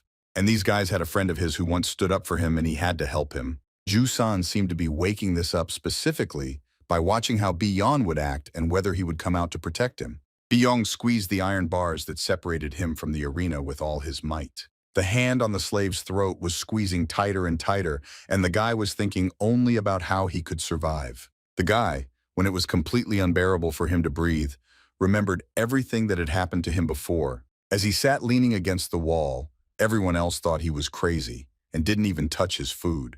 Someone said that tomorrow was his first fight, and he was worried. At that moment, Beon, as always, was carrying his huge bags on his shoulders. Thus training, he said, I wonder what he is worried about. Then the guy said that Beon is strong and he can't understand his anxiety because it's normal to worry. Beon then said that he did not consider himself strong and threw the bag off his shoulders. Then he looked at the guy and said that's why he's trying to think about how exactly he can best fight. Worrying can lead to defeat. It's better to find a way or strategy to win. The other slaves noticed that this guy had already mastered their language well. It was at that moment that the guy thought about the words of his friend Beon, because he didn't want to die at all. He asked him how he could then find a way to survive and win. Beon answered him that he himself doesn't know. Then the guy said, is he serious and doesn't understand what this conversation is about? Beon told him to think about it himself because he knows a lot and has a bright head. Technology is an effective weapon, and with its help you can win with one blow. The guy was very surprised how it was possible to win with the help of technology, but he remembered these words forever. In this situation, he understood that his opponent was using a hold, and it was effective, but it was prohibited. Then he decided that if they use a hidden weapon, it is not a violation of the rules. It is just an exploitation of their loopholes. The guy swung his foot at Newell with all his might, with the shoe that had the blade hidden in it. His opponent at that moment did not suspect anything. He squeezed his throat with all his might. As the very next moment, Jusan received a sharp blade on his leg. Jusan felt a strong pain, and at that moment he unclenched his hands and threw the guy aside. Jusan got very angry and shouted, "Did this trap really hide a blade in his shoe?" Beon video that his friend used a weapon that is difficult to notice if you don't know where to look, but with this blow he already disabled the enemy. It was clear that the enemy would no longer be able to use their forces to the fullest extent, and there was a chance of victory. One of the fighters rose from the ground, looked at the guy, and thought that he was smarter than he thought. "Put on your foot." This fighter swung with all his might as he thought it was time to attack. The fighter swung to strike his opponent Jusan, and he succeeded. Jusan couldn't accept this, and he swung his fist to strike back with a knuckle duster. And when his fist was very close to the fighter's face, the fighter got scared for a moment. And then he thought that everything was not so clear-cut because his opponent stopped at one point. Jusan stood as if frozen. A spear stick was pierced through him. Jusan froze because he didn't understand what had happened and what had happened to him, because he hadn't expected this. The only thing he saw was that one of the slaves in this arena threw a broken spear at him. And this slave, when he threw, thought that because of the wound that was inflicted on Jusan earlier, he was no longer so pro-left. This slave remembered what Baru told them when he started training them, that it is best to start with dreams, but they do not have this time. And if they want to quickly develop combat skills, use what they are good at. He asked them to tell him what exactly they can do or what they are confident in. One said that, for example, he is not stronger than he looks and can easily lift a bag of rice. And then this old man said that he didn't have anything that he was good at and he didn't know what he was capable of. After which he suddenly noticed that he had an idea. He was good at throwing stones and could easily hit even a small target. Baru at that moment said that this is a good skill, but throwing knives or arrows are prohibited in a duel. They cannot be used. Throwing the weapon you're holding is possible, but if you miss it will instantly result in his death. He needed to find something else. The old slave thought that he had to prepare himself in order to somehow throw it to the enemy. Jusan pulled out a spear from his body and said, "Doesn't he think he'll die from this? They're just stupid idiots." Jusan only had time to raise his gaze upward when he saw that they were continuing to attack him. Another of his opponents stood nearby and tried to attack, swinging his sword and trying to hit him. Jusan put up a defense. He shouted at her, "Do they really think they can hurt him with a sword?" This fighter closed his eyes and concentrated in order to deliver the strongest blow possible. At that moment, he remembered Baru's words, who said that controlling the sword seemed like simple swings in the air, but the speed of the strike depended on the technique. And if he increases the speed of the break, even a strong opponent will not be able to resist. You need to place both hands correctly, and when you strike, you need to imagine that you are drawing an arc with the tips of the sword. Then for the first time he closed his eyes and tried to do as he was told. And when he struck with his sword, their teacher Baru was surprised that he succeeded. Then he asked him before he held the sword in his hands. He answered that he was trying it for the first time. And it was a bit like working with a hoe, only a bit more difficult, because he had worked on a farm all his life. Baru said that it was all because of Tyopka's work. It turns out that he trained in another way instead of the sword. And if he masters a couple more techniques, he will become the strongest among the other fighters. He then thought that in order to survive in these conditions, he needed to never stop training for a second. And he knew that no matter how strong his opponent was, he would still be able to deal with him. At that moment, he struck Jusan with all his might and was unable to avoid that blow. The blow hit the neck and splashed in all directions. The slave thought that his friends had trained so much to. There was no way he would lose to someone like him, Jusan. That's why he dealt him a fatal blow. Jusan couldn't believe how he, such an experienced and strong fighter, could lose. The spectators started shouting that the arena Arabs had won again, and that these guys weren't as simple as they seemed. Buddy Beon looked at him. He was happy that it was all over. The only thing was that his throat hurt. Two more fighters who were also standing in the arena heard people shouting in their honor. Beon, watching everything that was happening in the arena, thought that they had succeeded, but in fact everything was fine. He caught himself thinking that he was worrying in vain and that his friends also had potential. Beon continued to hold on with all his might to the metal bars that separated him from the arena. When he let go of his hand, he caught himself thinking that it was his feeling that had changed. Baru was proud of himself. He told the lady that he thought it was not in vain that he trained them. The deputy and the gentleman were surprised because they thought that this idiot was too self-confident. The lady looked at her deputy and said that thanks to him, she saw an interesting spectacle. And then she added that the result of the fight calmed her down, and the guest is still here, so that's all. There is one condition. She said if he's not going to listen to her, then he can take his fighters and servants and leave. She doesn't care.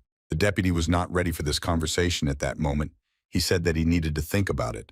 Baru turned her head, looked at the fighter standing as her deputy, and shouted to him that as soon as he leaves this building, he must find him and engage in a duel with him. The fighter was so confident in his abilities that he answered Baru that he was looking forward to this moment. Baru and the lady did not linger. They left very quickly as they had nothing more to do there. The deputy thought that his fighters were better than you in the area, and she had no chance. Maybe there was someone he didn't know. The gentleman looked at the deputy and said that he had held up well, but he needed to know his place. He couldn't screw up when there was such an important task ahead. The gentleman continued to say that they had almost no time left, and they needed to finish this as quickly as possible. The deputy looked at the gentleman and answered him that he would mean that he would be able to cope completely. At this time, in the room where the arena slaves were, the guys were discussing that everything ended well. One of them said that the doctor treated their wounds and they needed to wait for them to heal. Another said that he thought he would die from the pain, and the third added that he thought his body would recover quickly, as he would soon be as good as new. At that moment, they all looked at Beon and thought that this guy was fast asleep. They started saying that of course it doesn't matter to him if his comrades die because he is absolutely indifferent to everything. The second one noticed that if he understands all this, why does he continue to say such things about Beon? The guy said that everyone knows that if something happens to them, everyone will be punished without exception. The old man looked and said that he was perfectly aware that this guy probably didn't understand who he really was, but they can only trust him and no one else. Beon lay with his eyes closed. He remembered his brother. As always, he dreamed of his own home, where he was happy and where he lived. He also remembered his older brother who trained every day to become stronger. His older brother developed his abilities despite the fact that he actually had good technique. Beon fell in love with sitting and watching his older brother train, and it seemed to him that he would soon be able to do the same. At one point, Beon asked his older brother why they didn't use guns. At that moment, the boy thought that only with weapons they could become much stronger. His older brother turned around, looked, and said that everything was simple for his younger brother, but he didn't really tell the main thing. The older brother said that their father did not use weapons in his technique, only because this is the only way martial arts will remain perfect. At that moment, the boy heard someone shouting Beon. He opened his eyes and heard his name being called. The guy stood up. He thought it was very strange. His brother had a snills, but he couldn't remember anything. Beon turned his head and asked his friend why he woke him up if he didn't respond to the first call. The guy replied that he thought he was having a nightmare, and the master was looking for him. He had to hurry. Beon was irritated that he couldn't remember. After some time, he did not go to another place where the same fights were held. But the guy and Baru were among the spectators watching what was happening in the arena. One of the fighters was indignant because the second one made him wait and delayed the start of the fight. There was a martial arts master standing in the arena. Everyone said he was used to fighting alone. Beon was among the spectators for the first time. He thought that it was very noisy here. Everyone was shouting for the second one to come out faster. Beon asked Baru if their arena wasn't in a different place and what were they doing here. Baru replied that this is also part of his training. Sometimes watching the fight of strong fighters can help you realize something important. The guy thought that by watching the fight of strong fighters, he could really gain experience. Only he was interested in whether it was possible to get some experience only by observing. He decided that he would not resist and would see what could come of it. At that moment, the second fighter came out. His steps were too heavy and everyone froze in anticipation. Since the second fighter was Songjen, when the spectators saw him, they all started shouting Songjen in one voice. Baru told the guy to look closely at Songjen. Although he is of average strength, his skills correspond to those of a high-ranking fighter. A top martial artist saw his opponent and said that he heard that he was good, but that he clearly lacked experience. The guy looked at him and thought that it seemed like he didn't even know how to hold a handstand. This man clearly didn't get the title of genius for nothing. Beon suddenly thought to himself that he seemed to have seen this guy with long hair somewhere before. Beon closed his eyes and said that it didn't matter even if he had seen him before. For a fighter, any person is just an opponent, nothing more and nothing less. After which, the guy opened his eyes and thought if the master paid attention to him, then it was worth seeing what he was capable of. Some of the spectators supported the double blade master, some supported the genius Song Jen, but everyone was interested in how the fight would end. One of the spectators said that he had seen many arenas, but this place was special. Here, training takes place on one platform, poorly but with taste. It was the arena manager, Ho Jong. The manager said that it was a pity that there were no comfortable places for guests. Most of them were standing or sitting on this elevated platform. It was unusual but impressive. His interlocutor replied that if the quality of martial arts is juice, then such trifles as places are no longer important. Well, the one who came from another arena seems to evaluate too biasedly. This man said that all the guests were satisfied with the level of martial arts in his arena, so there could be no complaints. It was Man Ho Guan, the manager of this arena. His interlocutor, another manager, thought that he hated to lose even in the one whose words would be the last, because he believed that words and martial arts are also battles. The manager knew that there were rumors that this Song Jian was using some tricky methods, so he understands why there are doubts.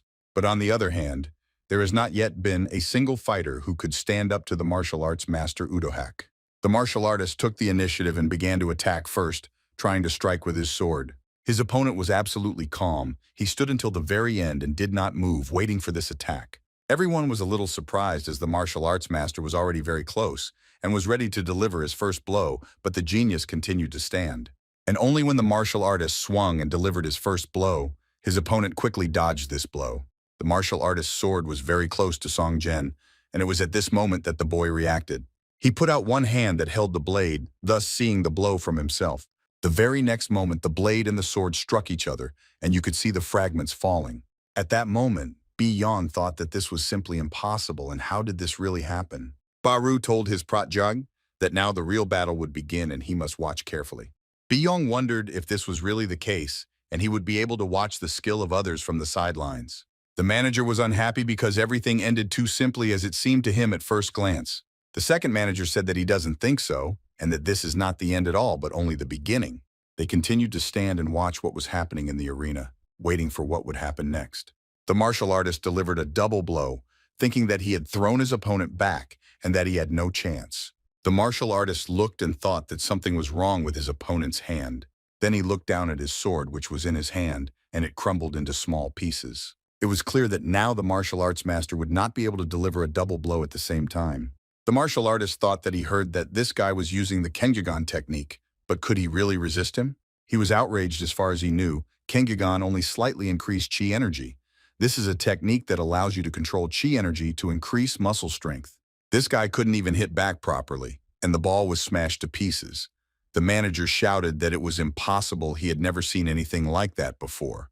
The other managers understood that the Kengyugan technique that Song Jian possessed was a skill that was not available to the best top-level fighters, and his opponent had no chance to compete with him.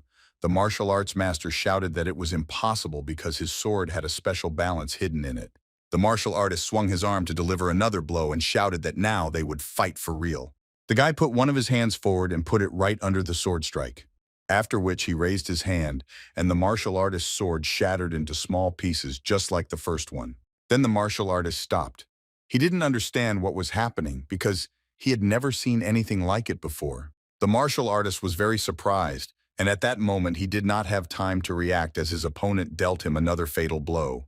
The manager sat openly as he understood that the martial artist's opponent was using his hand to control the body. Song Jian's hand actually pierced through the martial artist's body and caused damage to him, after which Song Jian grabbed his opponent by the throat and thrust his hand even harder into his body.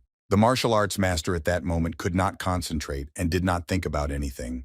The only thing he understood was that this was the end for him. When Song Jian pierced his opponent's body even harder with his hand, blood sprayed out in all directions. At that moment, a smile appeared on the genius's face, and it seemed that the smile that surrounded him brought him pleasure. When Song Jian released his hand, the martial artist's body began to fall backwards. At that moment, one of the managers jumped up and shouted that it was all over. Why was he doing this? To which the second manager thought that this guy is simply incorrigible, and he does what he wants. The spectators were a little surprised by what was happening in the arena, and they started shouting for Song Jian to stop. But the guy who was in the arena seemed not to hear their screams and continued to mock the body of his opponent. Song Jian stood there. His face was all bloody, but he could see a smile on it. It seemed like he really liked it all. Spectators thought this fight was too brutal, but many of them thought it was really cool. Baru at the end of the fight told Beon that now he must understand how important technique is in a fight. Even if his skills are outstanding, it will not be easy to defeat someone like Songjian. The master said that at least he got the opportunity to study the style of a strong opponent. This is a good experience. Finding out the level of the opponent who is stronger than him and accepting this to improve your abilities can be useful in the future. Biyen didn't answer his master. He walked silently with him and didn't say a word. Ba Ru, looking at him, thought that he just wanted to give him advice. But even that became something more for him. When Bi Yong walked, he thought about only one thing. Was what he just saw really a training session? But most likely, yes. After all, he grew up and learned what he can do only because he watched his brother train. And when someone says that he is worthy of praise, then this is not praise at all, but responsibility. Even years after his older brother's death, he still felt it as a punishment for his weakness. The very next day, Bi Yong resumed his training, and this time he carried not one bag on his shoulders, but 3. The others who were watching one did not understand what was happening to him and why he was behaving like that. It seemed from the outside that he had placed an unbearable burden on his shoulders and was constantly overloading himself with training. The others looked. I don't understand why he behaves like this if he did this in the gym or in his sleep, but he constantly exercises. His friend shut the other one's mouth and said that it was enough to talk because Bi Yong might get angry if he heard such words. In fact, the guy thought that something was happening to his friend, and he had long had the feeling that he was hiding something, and for him to get angry like that was the first time he saw it. Bien seemed to not see anyone at all and did not hear those around him. He was in his own world. At that moment, Beon remembered the beautiful moments from his past life. He recalled how he was surprised for the first time when his brother made a huge hole in the tree trunk. Then he asked his older brother when he could make a hole as big as his brother. His older brother replied that to do this, one must master the basics and learn how to use Gengagun. My brother also said that if he trains hard, he thinks that in a couple of years he will be able to do the same. His older brother told him that in order to master their father's technique, one must have the ability to sensitively sense the movements of the body and the flow of energy. He said that of course not everyone can do it, but if he overcomes the first barrier and learns to direct the flow of energy, he will be able to master not only the basic technique, but also the Gengi-gun technique. And with the help of Kai training, the body begins to feel better and strengthen the flow of energy. If he continues to improve this skill, he will be able to master any key technique. Beon, carrying such a weight on his shoulders, thought that at this moment he would be able to use as much power as his brother. He thought that he had already mastered his brother's level, but why then were the other key techniques beyond his control? He took the weight off his shoulders. At that moment he was very angry because he realized that he was not making progress. Everyone else silently watched him train and no one objected to him. The only one who could tell him something was the manager. She said that he was a young guy and already causing so much noise.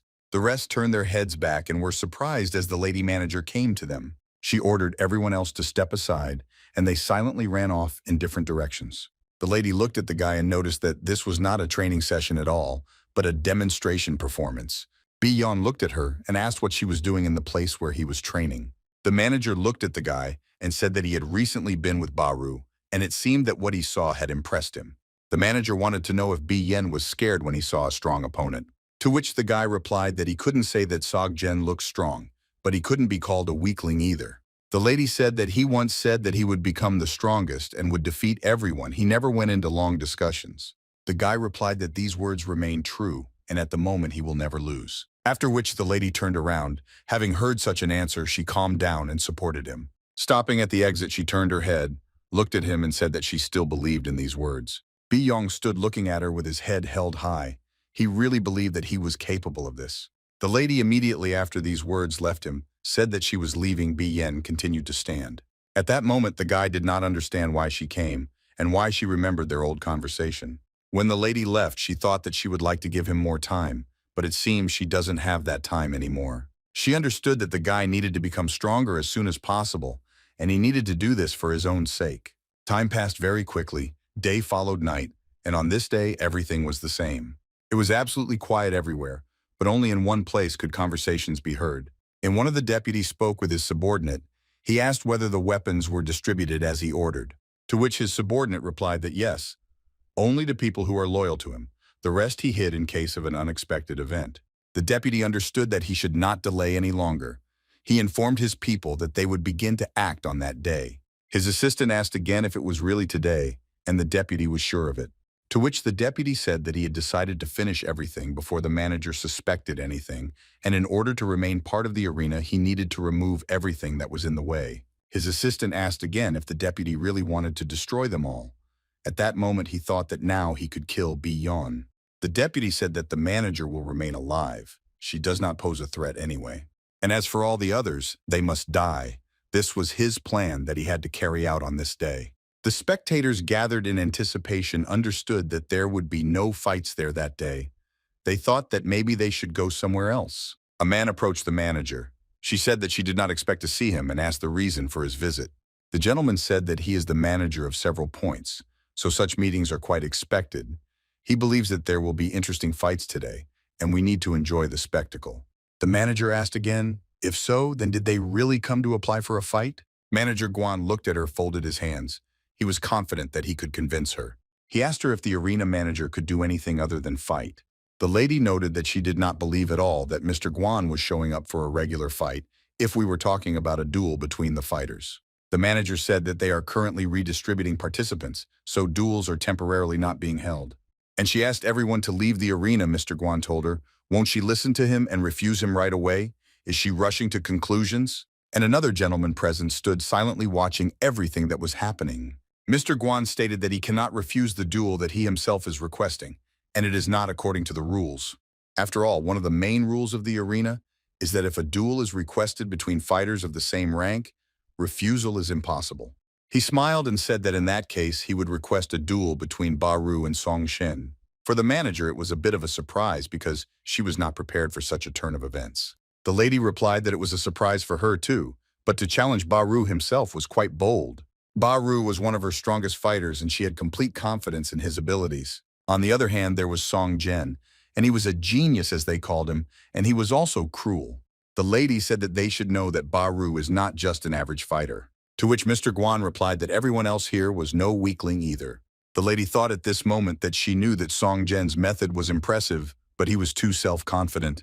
At that moment, the lady raised her finger and said that one of the fixed features of unarmed combat is that the party accepting the challenge decides the terms of the fight, after which she stated that she was betting 10 points that victory would be on her side. Mr. Guan was also confident. He stated that he accepted this bet, which meant that the fight would mean the spectators were outraged.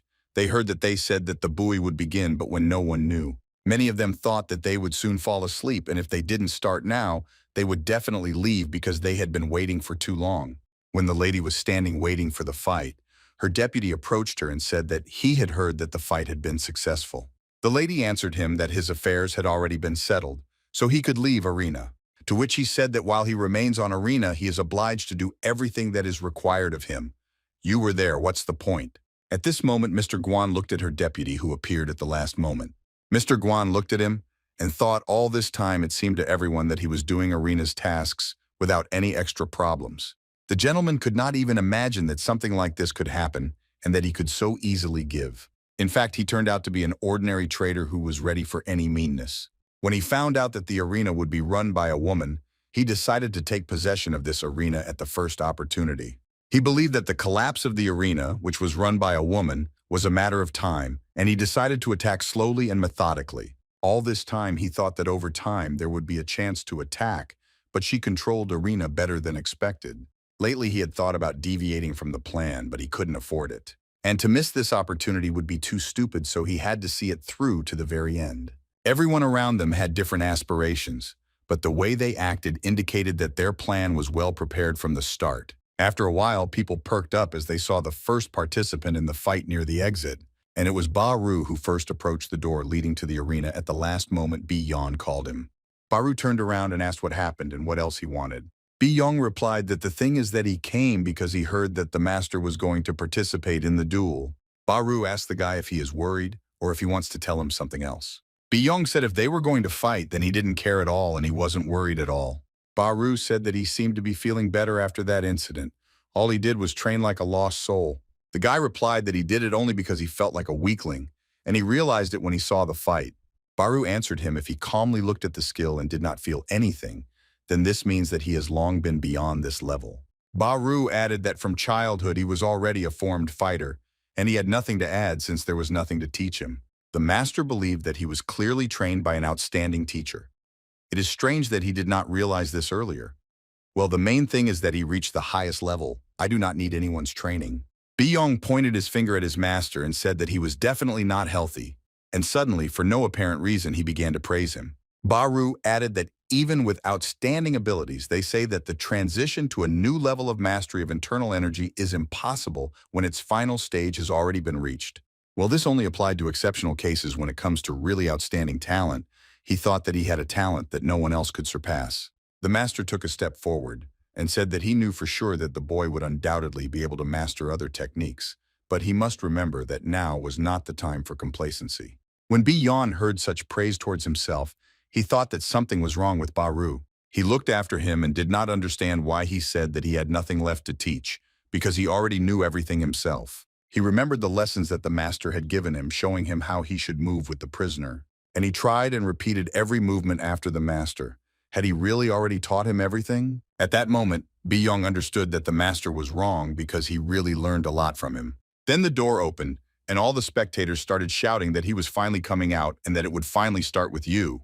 After Baru came out, the second fighter Songjen came out right after him. And when the second fighter came out, everyone started shouting at him because they considered him a master of martial arts Kengun. The fight between Baru and Songjen started, and the audience was a little happy because it was worth their wait. Baru stood waiting to see how his opponent would behave.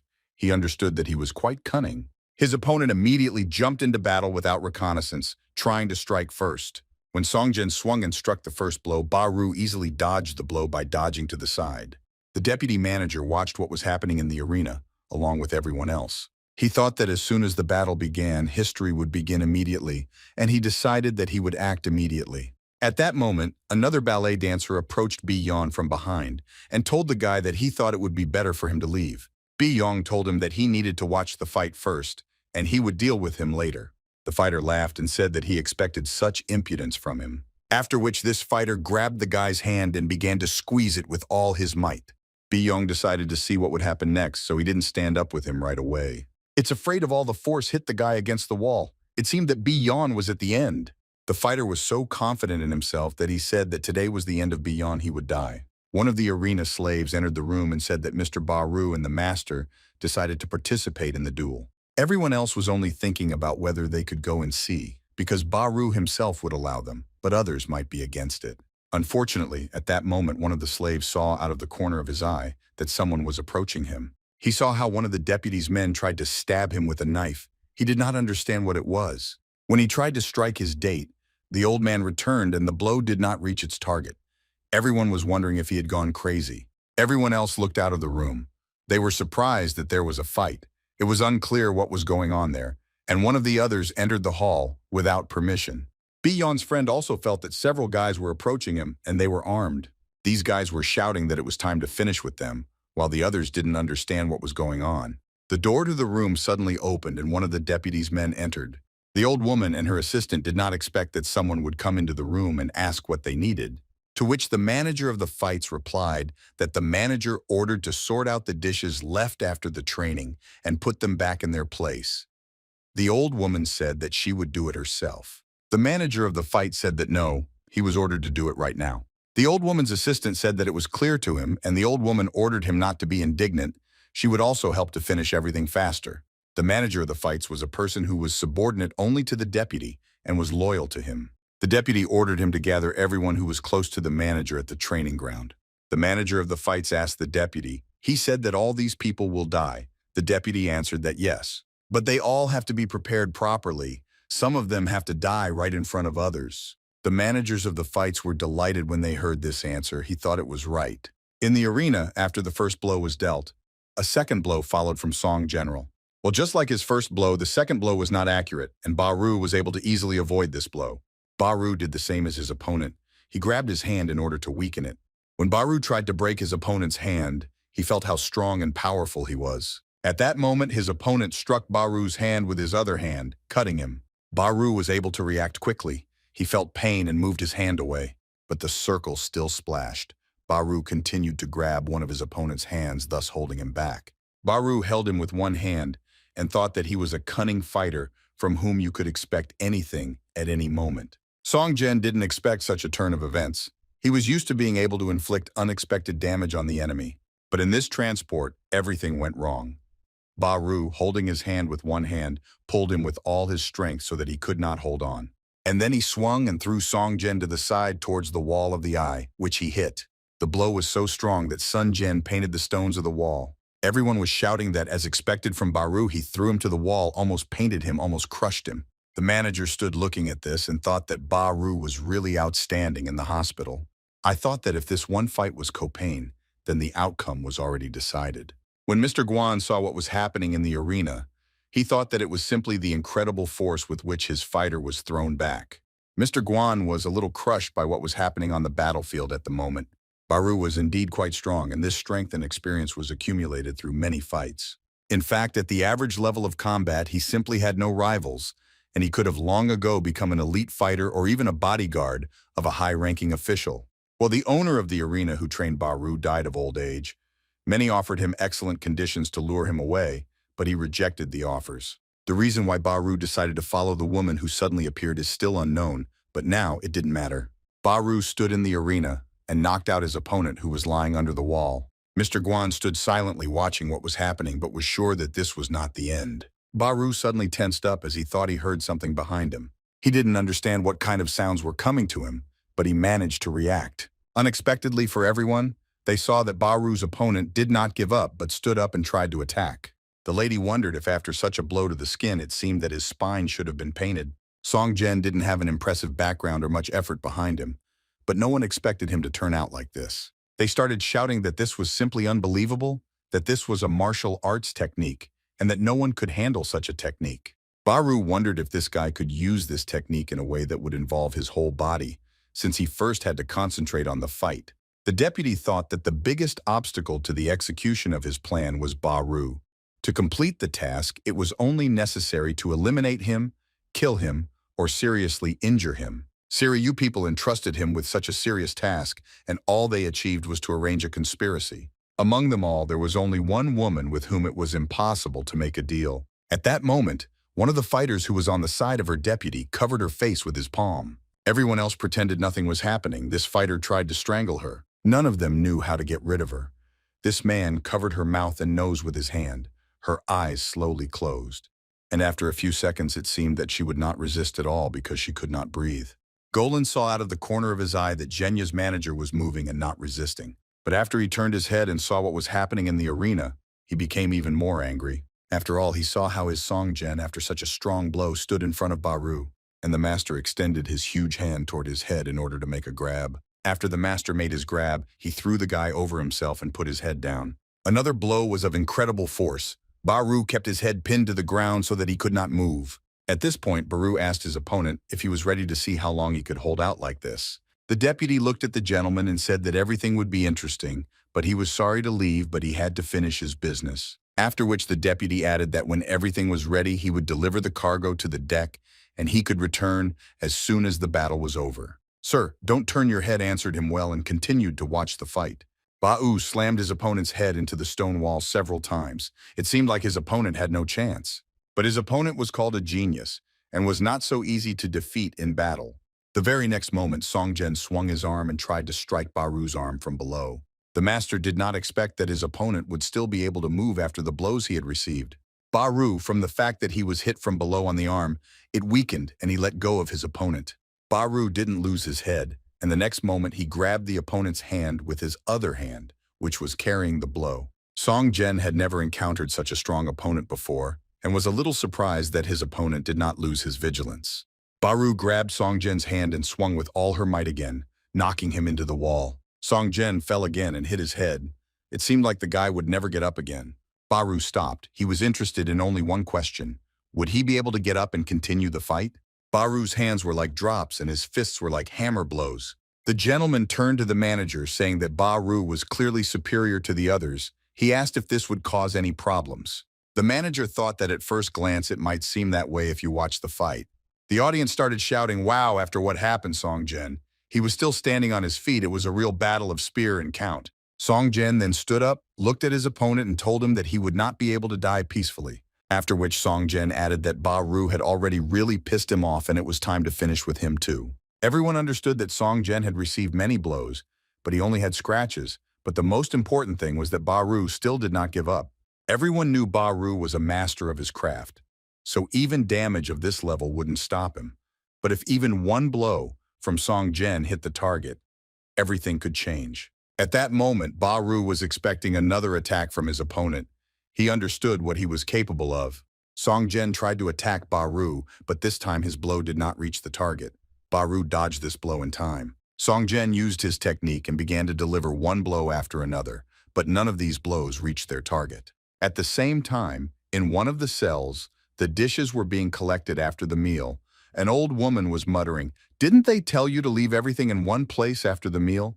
Even the manager's words were ignored. She complained about her back because now the bowl would be so heavy for her.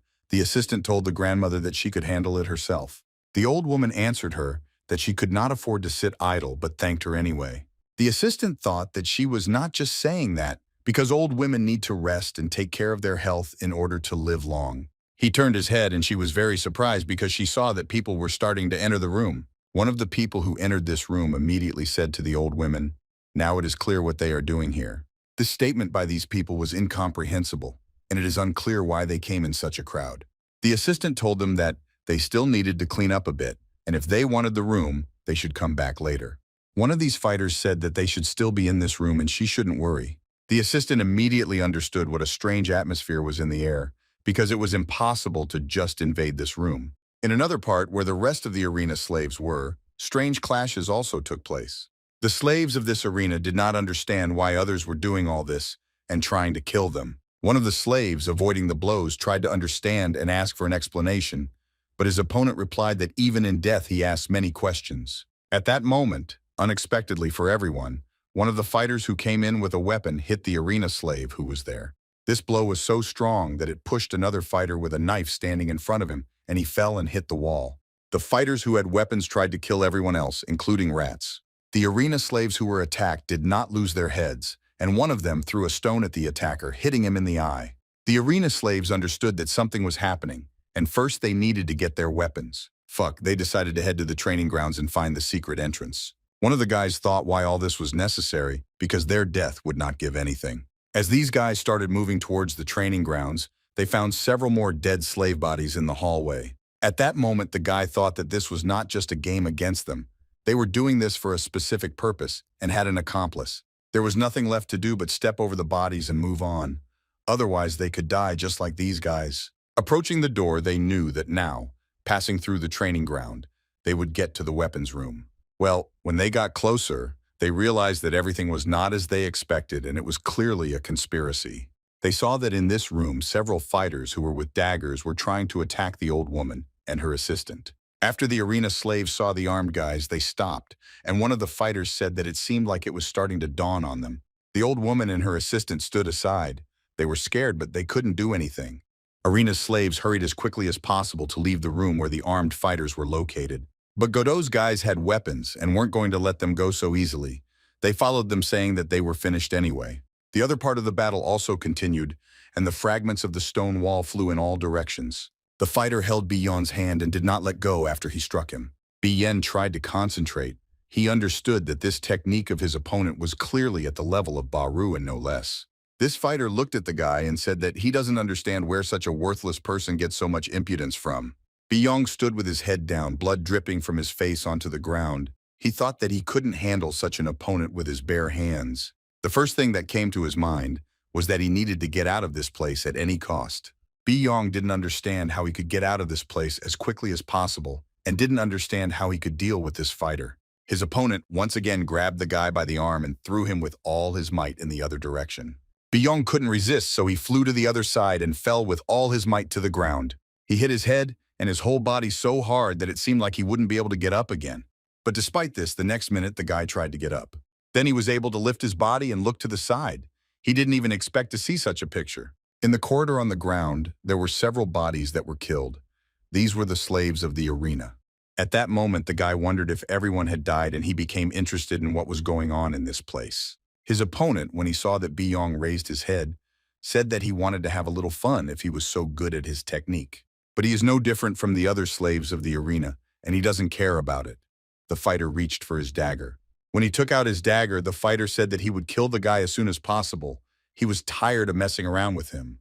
Beon turned his head in anticipation of the attack. He understood that his opponent was much stronger and had a weapon in his hands. His opponent made one leap forward and swung to deliver a fatal blow to Beon because he thought that he would not be able to avoid this blow. But this blow did not reach its target as Beon instantly released his energy and made only one jump to the side.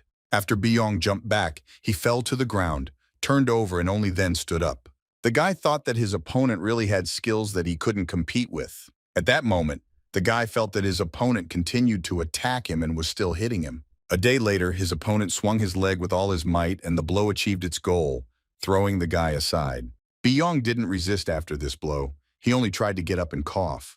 You even spent time in another part where the clash between Arena's slaves and the fighters who were subordinate to the deputy took place. Everything was tense. The fighters announced to the Arabs that they would all die a long and painful death anyway. Buddy Beon thought that with such a small group, they were sharing a whole coup. He didn't fully understand what was happening, but he was very upset by what he saw.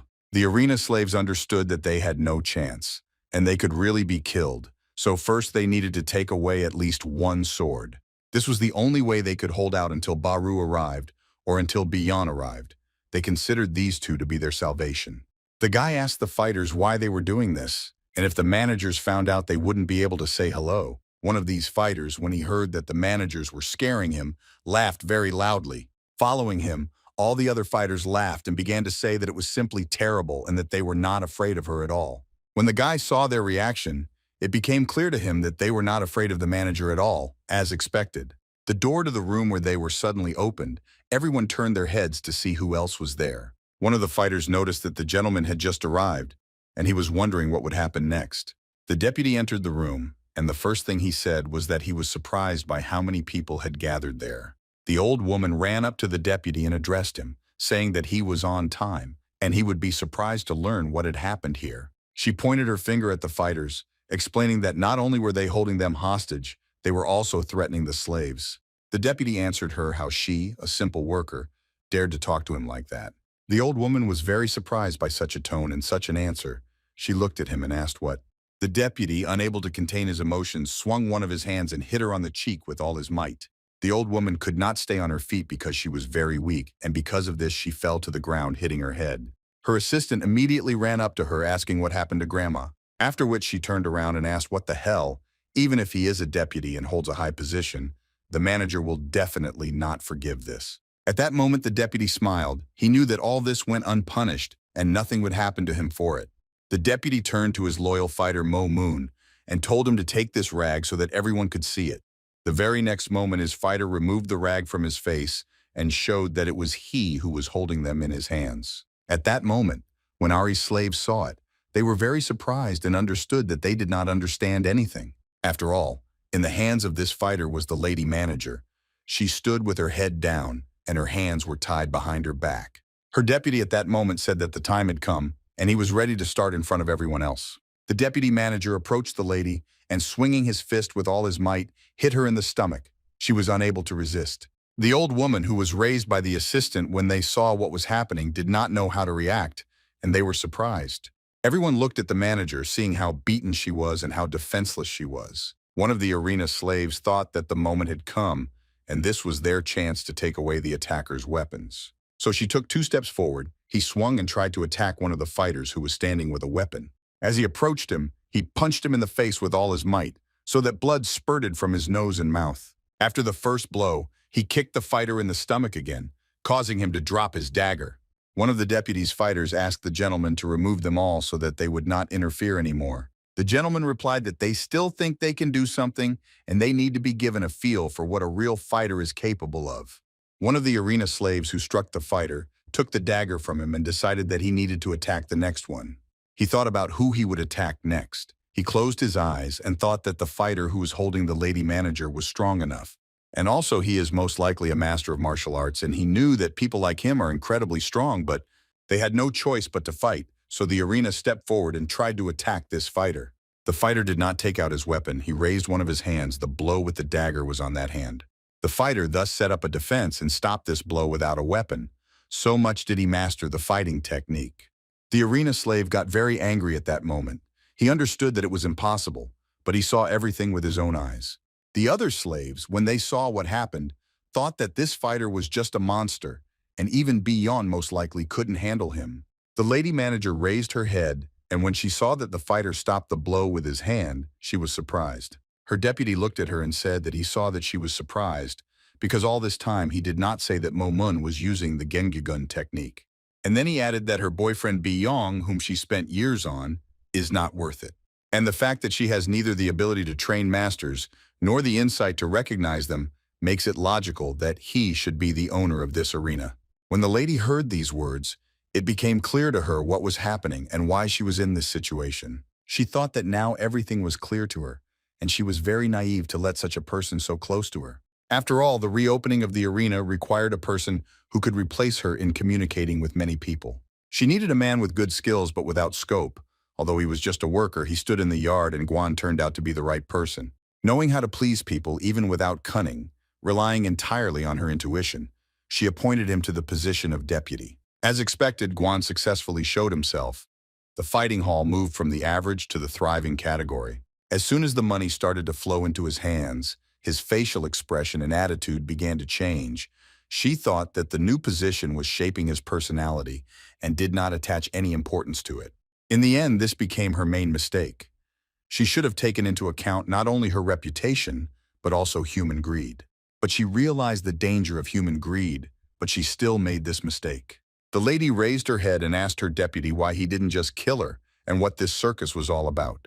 To which Guan replied that during the rebellion in the manager, her deputy dies and takes her place. In such a story, no one will doubt. And there's also a man who wants to see her as an ally. But she should not relax because of this, because there are terrible rumors about him and how he treats women. And perhaps death would have been the best option for her. The old woman and her assistant were shocked by what they heard. The lady turned to her deputy and asked if he had, in other words, simply spared her. And no matter how vile and terrible it was, how could it compare to her life and what she went through? The deputy was very surprised by such words because he did not expect that she would speak like that. The lady said that she doesn't think she can give up so easily, and she's sure of one thing, that she will be able to survive everything no matter how much time it takes, and in the end she will destroy everyone here without exception. These words made the deputy even more wary, but he believed that in this situation the power was on his side. The Avenger laughed because he knew very well how stubborn and cruel she was, and might not even flinch if countless slaves died in the arena. The deputy thought that it was out of character for her to let someone get close, but she showed her weak spot. He thought when she saw how those who were next to her were dying, even her strong will was sown. He ordered his fighters to kill them all, and the harsher the better. The only thing the lady was thinking about at that moment was that this was some kind of curse. If only she could free her hands and reach for the sword. One of the fighters who were loyal to the deputy approached the old woman and swung his sword to kill her first. The old woman's assistant began to scream because they had worked together for so many years, to which the fighter replied that he didn't care. The rest of the fighters loyal to the deputy also tried to attack all the other slaves of Arena, believing that they should drown in their own blood. Another fighter tried to attack the old man with a dagger. He thought it was his turn. An arena slave who tried to attack a fighter and failed because the fighter grabbed his hand. The slave did not understand what would happen to him the next moment because he thought that he was weaker, but he tried. This fighter hit him first on the arm from below, so that he broke his bone. The slave could only wince in pain. And then this fighter, still holding his hand, swung to deliver another blow. And this blow was delivered to the neck, so as to completely knock out the arena slave so that he fell. You even time in another part of the building where Beon was, so the massacre continued. After the fighter landed the last blow to Beon's torso, the guy flew to the side and fell. Beon did not give up. He tried after this blow to lift his body and look towards the enemy. After one blow, another blow followed, and Beon only managed to fall to the ground. He did not resist the enemy at all. The guy had a broken arm after the last fight, and it was hard for him because he hadn't recovered yet. The only thing that Beon understood was that it would be very difficult for him to deal with an enemy without a weapon in this situation. And his opponent continued to say that the guy's success had slipped away at the last moment, and that at least he could move. Beon understood that his chances were slim, which is why he tried to leave this place as quickly as possible. His opponent shouted after him that this was a pitiful sight and that he looked like an animal that had its tail between its legs and was trying to run away in the face of the enemy's superiority. Beon thought that if he passed the training hall, There would be an armory there, so that's where he went. But when he came closer to the doors, he was even more surprised because he did not expect to see this. He stood there beaten and looked at what was happening in the training room. He didn't understand anything. He saw his friend defending himself against the fighters who were trying to stab him with a dagger. He also saw how the assistant covered the old woman with her body so that at least she would be spared. Beon couldn't hold back. He screamed with all his might for everyone to stop. He wanted to know what they were doing. The deputy turned and looked at the guy and was surprised what the hell was going on. Was he really still alive? Beon pulled the door, but it was locked. He was disappointed. If he had a sword, he could kill them and save the people. His friend shouted for Beon to forget about them and just run away, and he should do it as soon as possible. And another slave with whom he lived said that he still couldn't defeat them all. The old woman's assistant also looked at him and told him to run. She simply begged him. Well, at that moment, he saw how one of the deputy's fighters struck the slave on the neck, spraying in all directions. The old woman's assistant continued to shout that she was asking him to run away as quickly as possible. Well, the blood that was in the air and flying in all directions couldn't give him the opportunity to escape. It seemed that something was happening in his body, and he froze as he remembered everything that had happened to him. Again, before his eyes, there was even the very image of how they were killing his brother and how blood was splashing in all directions, and he was standing and crying.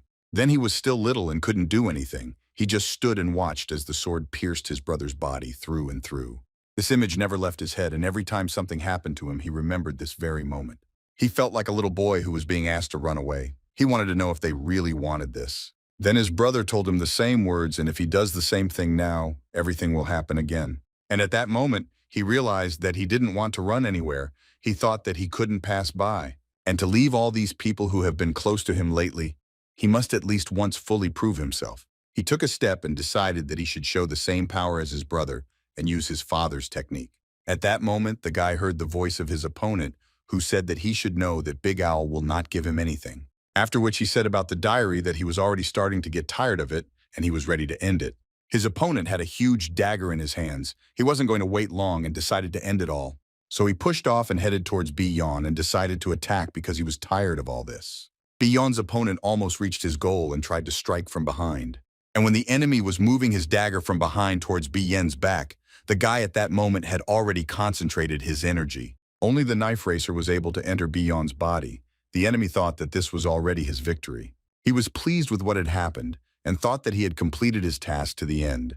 Beon concentrated on everything that had happened to him throughout his life at that moment. When he first used the dagger, he was able to easily kill his enemy, despite what he had done before. It was at that moment that he felt his fighting skills increase several times.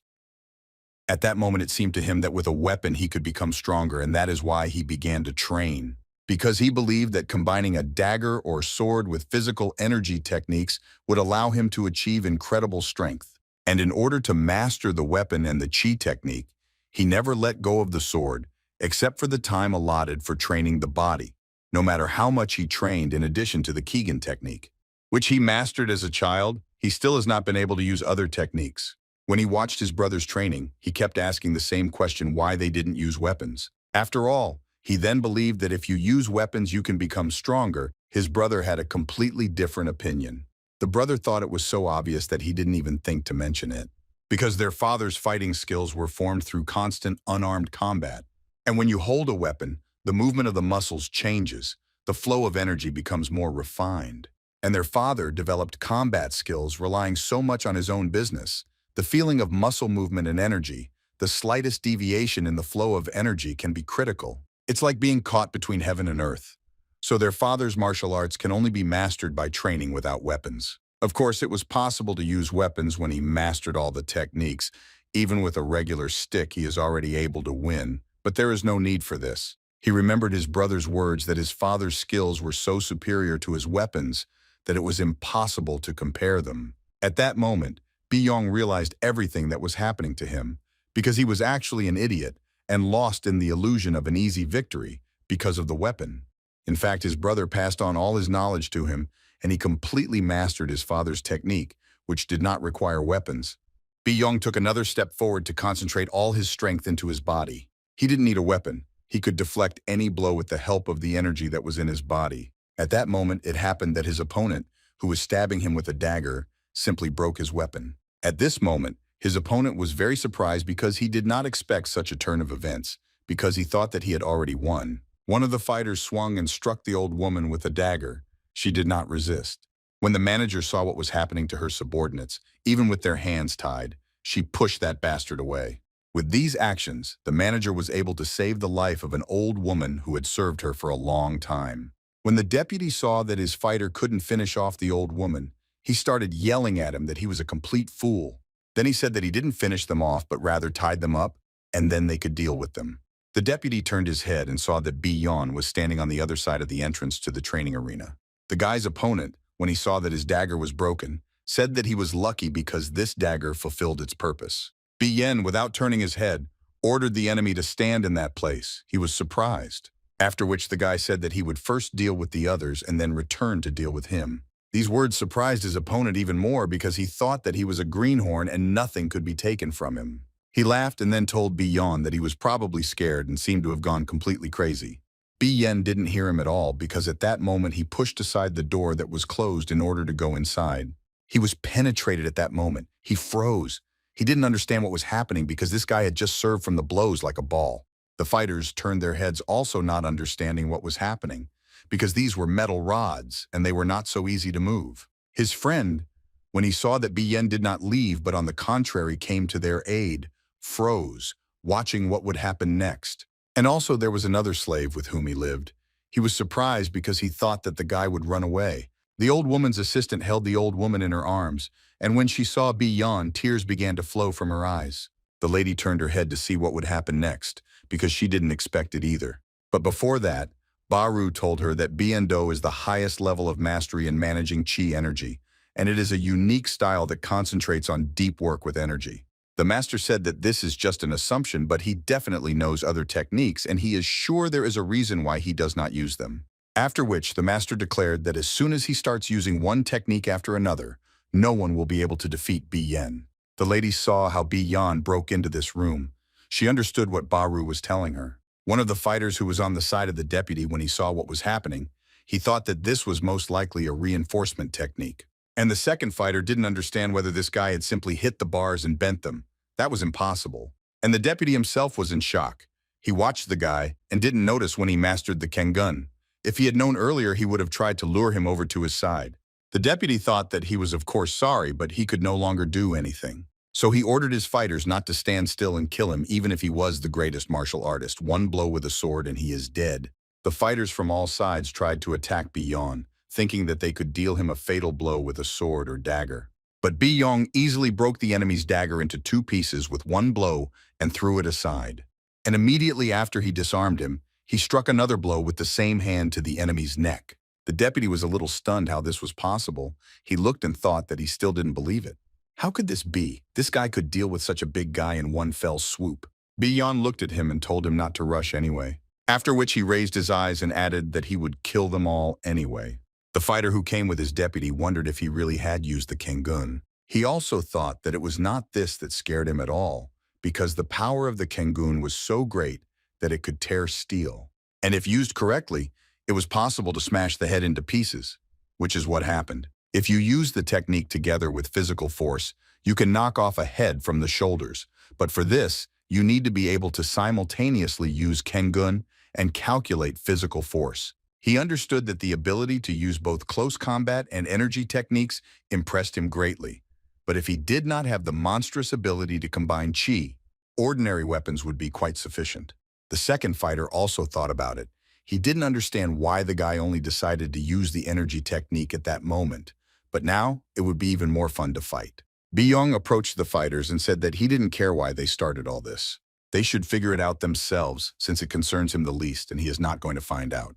Everyone froze. I don't understand then why he interfered at all and why all this is necessary. He approached his friend and said that these people were definitely not involved and that they did not know how to touch them. Beon explained that he is different from them because he lives to kill. But even to him, a man whose life consisted of suffering and rivers of blood, at that moment he remembered how hard it was for him. But despite that, all these people, which were now in danger, they helped him survive in those other conditions when he was just a child. They all gave him things so that he could sleep well and so that he could recover as quickly as possible. At the same time, all these people slept on the ground without pillows and without blankets, giving everything to him. and also the old woman and her assistant always fed him so that he could gain strength. Beon put his hand on his heart and said that all these people showed the care and warmth that he so lacked. The old woman assistant, when she heard the words of gratitude, could not hold back her tears and burst into tears. Also, tears appeared in one of the slaves who lived with him all this time. And also tears appeared on his friend who from the very beginning helped him and taught him the language. The same tears appeared in the eyes of the lady manager of this arena. She was always worried about him. Beon approached two fighters who were trying to attack his friends and said that there are people who should never be touched. He raised his eyes, looked at them, then added that they must pay for what they had done and not count on mercy. One of the fighters did not take his words seriously, shouted for the guy to die and tried to swing his sword at him.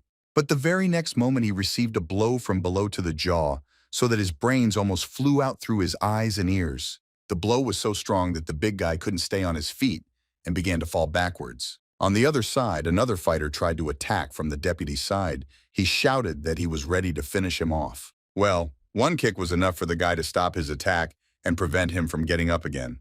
The blow was so strong that the fighter could not hold the weapon in his hands and could not stay on his feet. The deputy fighter thought that this guy even uses Kengun with his legs, but now it is clear that he cannot use other techniques at the same time. And he decided that his technique was comparable in level to his technique. Everything was clear to him. He was ready to enter the battle. At that moment, another opponent of Beon entered the room and asked the fighter to give him his weapon. The deputy thought it was Huang Yuan and was very happy that he suddenly appeared. The deputy believed that the master of physical strength and martial arts technique had every chance of winning against these two. Huang Yuan believed that mastery of martial arts is not a guarantee of invincibility, and which is created by the power of close combat is inaccessible to chi energy, so he believed that victory was on his side. Beon approached the fighter who had previously killed one of the people who lived with him. The guy fearfully approached him closer. He was serious and was not going to give up. Seeing his friend on the ground with his throat cut and his eyes closed, he was furious. Beon looked at the fighter and said that he will show you what real fear is. He looked at his friend lying on the ground for a while, realizing that he couldn't do anything anymore. After which he took a step forward so that the ground under his feet began to shake. Beon video in front of him about the enemy who froze and he was ready to attack him. At that moment, Huang Yuan, another of his opponents, began to attack Beon from behind. The fighter thought that thanks to Han Yuan, he would be able to finish this battle quickly, because he believed that when he struck, the force would inevitably be concentrated in one place. And since his energy was concentrated in his hand, he would not be able to use it to protect other parts of his body. And he in turn concentrated his energy to reflect Beon's attack in his hand, and it seemed to him that this would be enough. Well, what happened next really surprised his opponents, especially Huang Yuan, who attacked him from behind. After all, the enemy who was in front and who thought that this mine would end quickly, it ended for him. Beon cut off his hand with one blow. This fighter stood there realizing that it was all over for him, and I don't understand how this guy could do this. The deputy manager was also shocked. He wanted to understand how this was possible because before this guy had not shown his abilities. One of the fighters thought that this boy was clearly not human and that he had inhuman abilities. Not only his enemies were surprised, but also his friends. They saw something like this for the first time. The lady was the most surprised because she had been trying to convince herself for a long time that he was really capable of something. At this moment, Huang Yuan stood behind him, swinging his arm and frozen in this pose. He was afraid to strike. Beon turned to him and said why was he frozen? In fact, it wasn't his turn yet. And he already made it clear to him that he should wait until he sorted out everything else. It was known that there was a level of skill that allowed the simultaneous use of close combat and technology.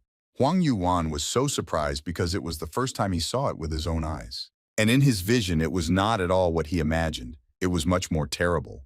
At that moment, the lady caught herself thinking that this guy certainly had some differences. But however, this is almost the same level of power as his. She was not mistaken when she made her choice.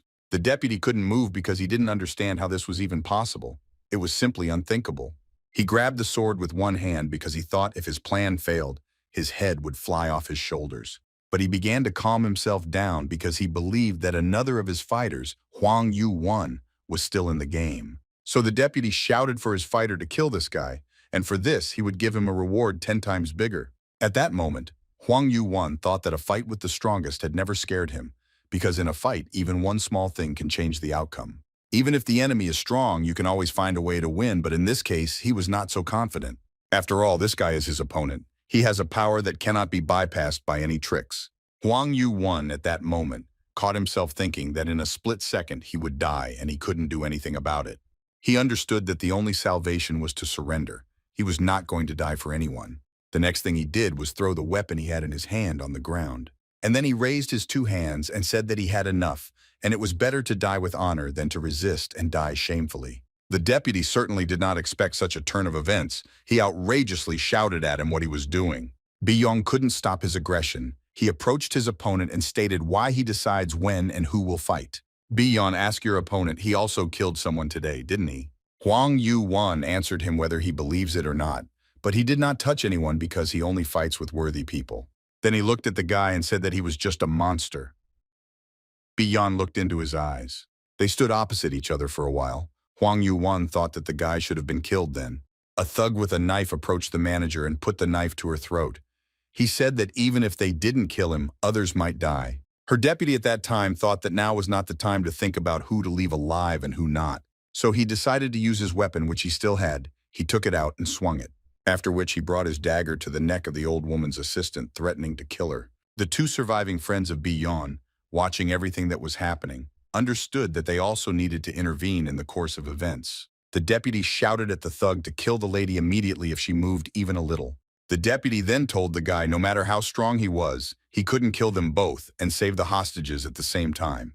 And if he even moves, one of them will die, and he ordered the rest of his fighters to attack him. Now he is finished. He repeated once again that the guy should understand every move and plot and die. He needed to surrender and die peacefully. Huang Yu-won turned his head to look at them and thought that these idiots don't understand what's going on at all. At that moment, Beon was thinking about only one thing: how to act correctly next in order to save everyone. At the same time, the fight between Baru and Song Jian continued in the arena, and the spectators were delighted. Sun Jian continued to attack Baru, but all this was business successfully as not a single blow reached the target. At some point, Baru didn't have time to dodge the blow and Song Jian's fist hit his face. There were so many blows and he delivered them with such speed that it was difficult to avoid them. Baru thought at that moment, if everything continues as it is now, eventually he will get hit. He looked at his opponent and thought about what he needed to do to break his fighting technique. After another blow that his opponent tried to inflict on him, he grabbed him by the arm. Baru assumed that any meanness and any turn of events could be expected from the enemy. This is what happened this time. After grabbing his hand, his opponent hit him in the stomach with his other hand. This blow to the stomach from the opponent was so strong that it seemed that Baru would have to surrender. The enemy without a weapon was able to penetrate him alive so that blood splashes would fly in all directions. Song Jian was pleased with his strike because he understood that the grab and throw technique was now useless.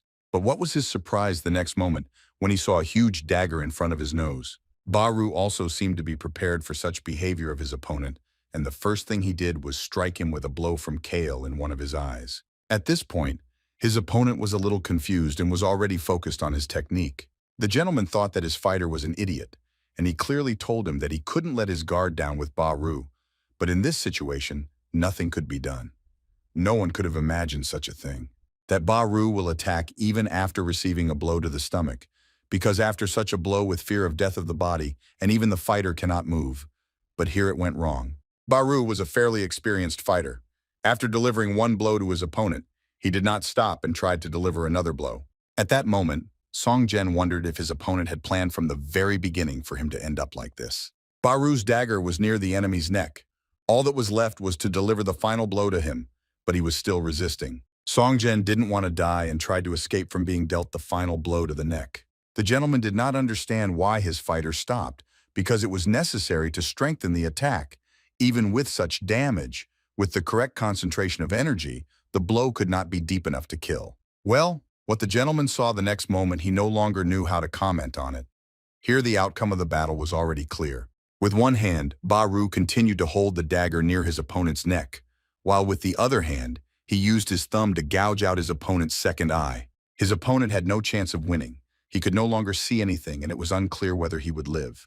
Baru, using a dagger, was able to stop the enemy's technique and win this battle. Song Jian on the ground could no longer think about anything since this was his last fight. The only thing that was spinning in his head before his last breath was why he lost. At first, it seemed as if they were fighting on equal terms, but Baru Yan was several steps ahead. Baru also believed that after the duel was over, It might seem like he won without difficulty, but the victory was achieved with a minimal advantage. If his attack had been even a little late, he would have lost this fight despite his abilities. Only the enemy's inattention and carelessness led to such a result that Baru won. The gentlemen watching this fight froze in surprise. There was nothing to say about the name because they did not expect such an ending. One of the gentlemen thought that he did not expect that Baru could win in this way, but from the very beginning, he did not think that Song Jian's technique was completely. Baru showed unwavering will in the face of the power of movement technique. And also the master was able to make decisions without losing a chance even at a critical moment, although in the technique of Sun Jian is better. But the key aspects remained with Baru, and this is not as easy as it may seem. The ability to do this in a real fight does not depend on experience or talent. It was clear that Baru was a natural fighter, and it was difficult to engage in combat with him if you were not at the same level. The gentleman thought that when he looked at such folds, he didn't even feel any emotions. In fact, his interest in this person faded many years ago. Because many years ago, on the day when he came to greet the elders, he saw him for the first time.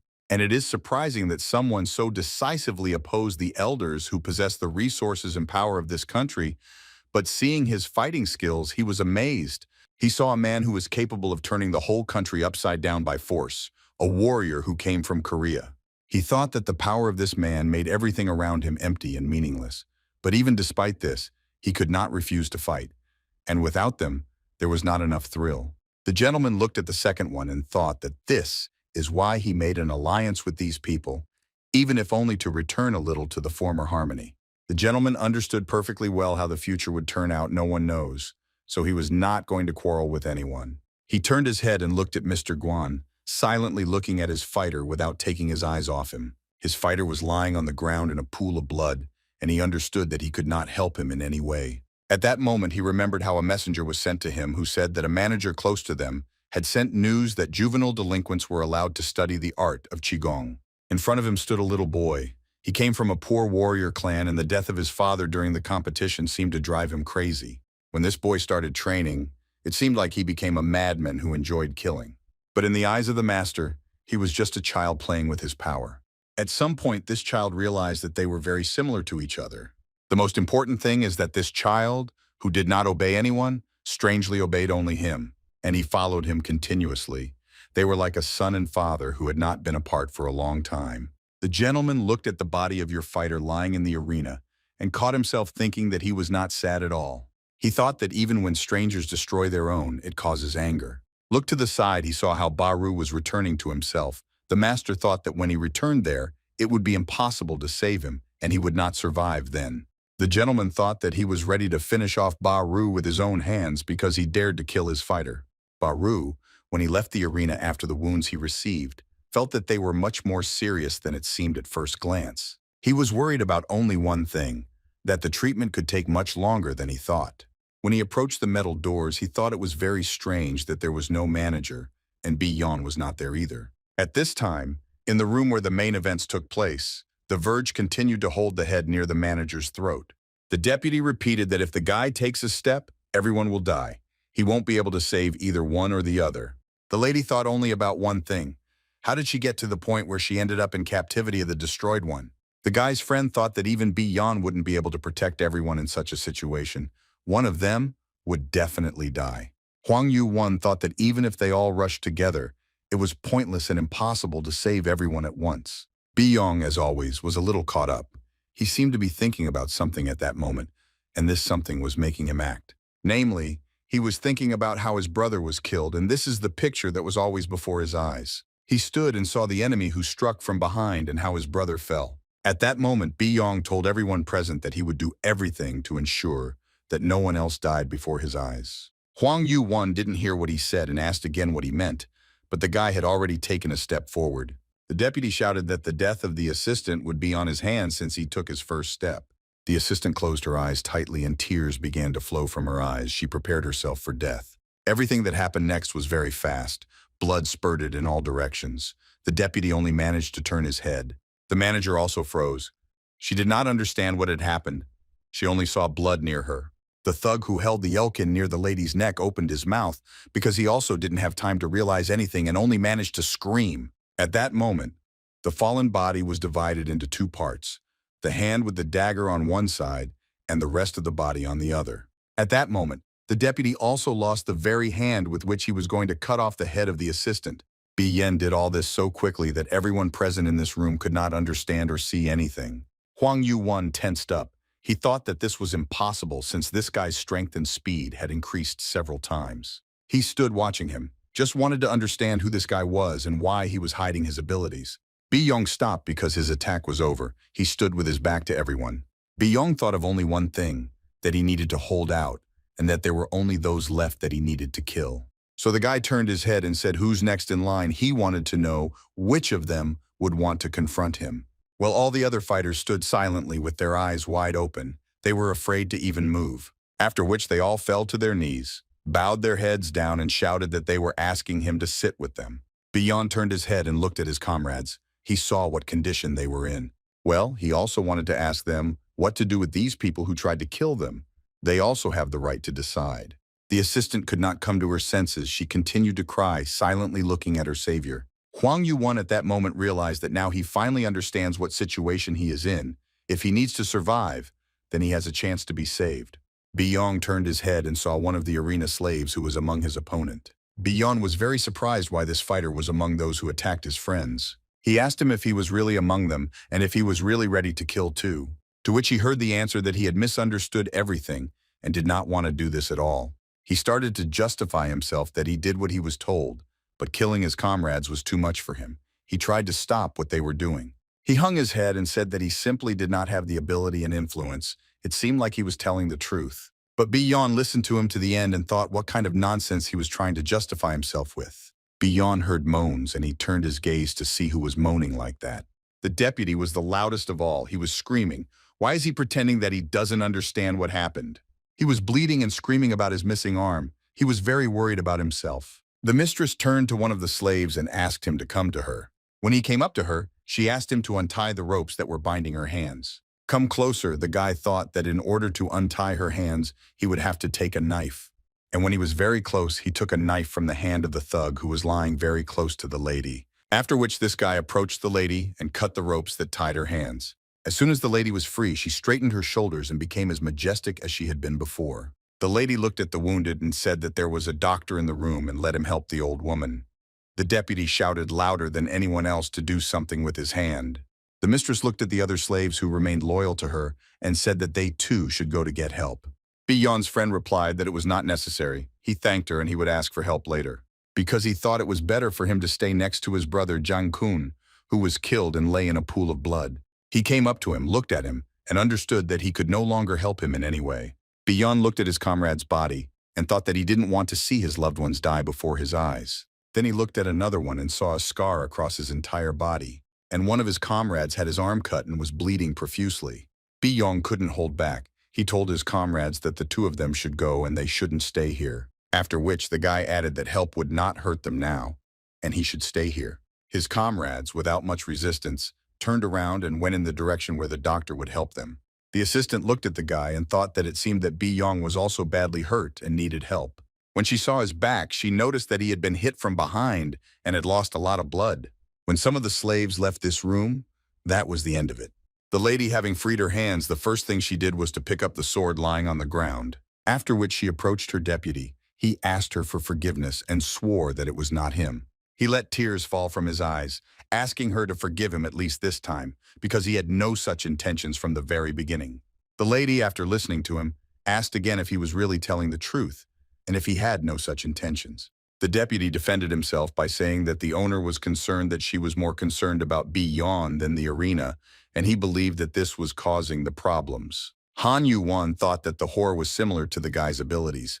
Even the manager didn't know what he was capable of. He couldn't understand whether he was hiding his abilities or something else. The deputy cried and said if she spared his life, he would tell her about everyone who helped in this matter. The lady looked down at him and she answered him, "Does he really think she doesn't know that?" Guan's unexpected proposal and also the head of Noma when such things intertwine. You can't be a simple coincidence. The deputy had nothing to offer her in return, and he understood that at any moment his life could end. The lady looked into his eyes beautifully so that he would name at least one reason to leave him alive. Zenitsia shouted that he could testify against them if she spared his life. The lady did not answer him. She swung and struck him on the neck, Blood flowed in all directions. The deputy couldn't say another word. He only thought help, but it was too late. Because the next moment he fell to the ground, he could not say anything else. The lady, looking at his dead body, asked if he really thought it was enough for her to sit on him. Then she turned and saw the others who had participated in this coup, and she addressed them. The lady said that she didn't need them anymore and looked at them with a scythe. The kneeling warriors and slaves jumped up and tried to get out of the room as quickly as possible. But the lady was much faster than them. With one blow she dealt fatal blows, and they fell to the ground. Nana carried one blow after another so that it was visible how the circle flew apart in all directions. In just a few minutes she was standing alone in this room, and all the traitors she had were destroyed. Huang Yuan, watching her technique, noted that everything happened quickly and accurately, and ordinary slaves could not compete. One of the warrior slaves present thought why she wasn't touching him. He was also a traitor. The lady called Beon without turning her head. There weren't many people left in this room. The lady ordered the guy to deal with the fighter who was standing next to him. Huang Yuan was very scared and surprised at that moment because he thought that he could avoid death. Huang Yuan thought that he was prepared for this from the very beginning, and he was not so afraid of being an opponent of a worthy fighter. After all, his last decision is to accept death with dignity and cling to life at any cost. He closed his eyes, realizing that this was all he was ready to accept death without resisting. After which he opened his eyes and said that he thought that was it, and that Beon could kill him. To which he heard the answer that Beon cannot kill someone who does not threaten him and is not ready to fight. Huang Yuan at this moment did not understand at all what was happening and why this guy was acting so strangely. The lady listened to what Beon told her, and it seemed that she completely agreed with him. She did not object. Huang Yuan thought that they wanted to eliminate him, but he wasn't going to just give up. In that case, he would join the fight.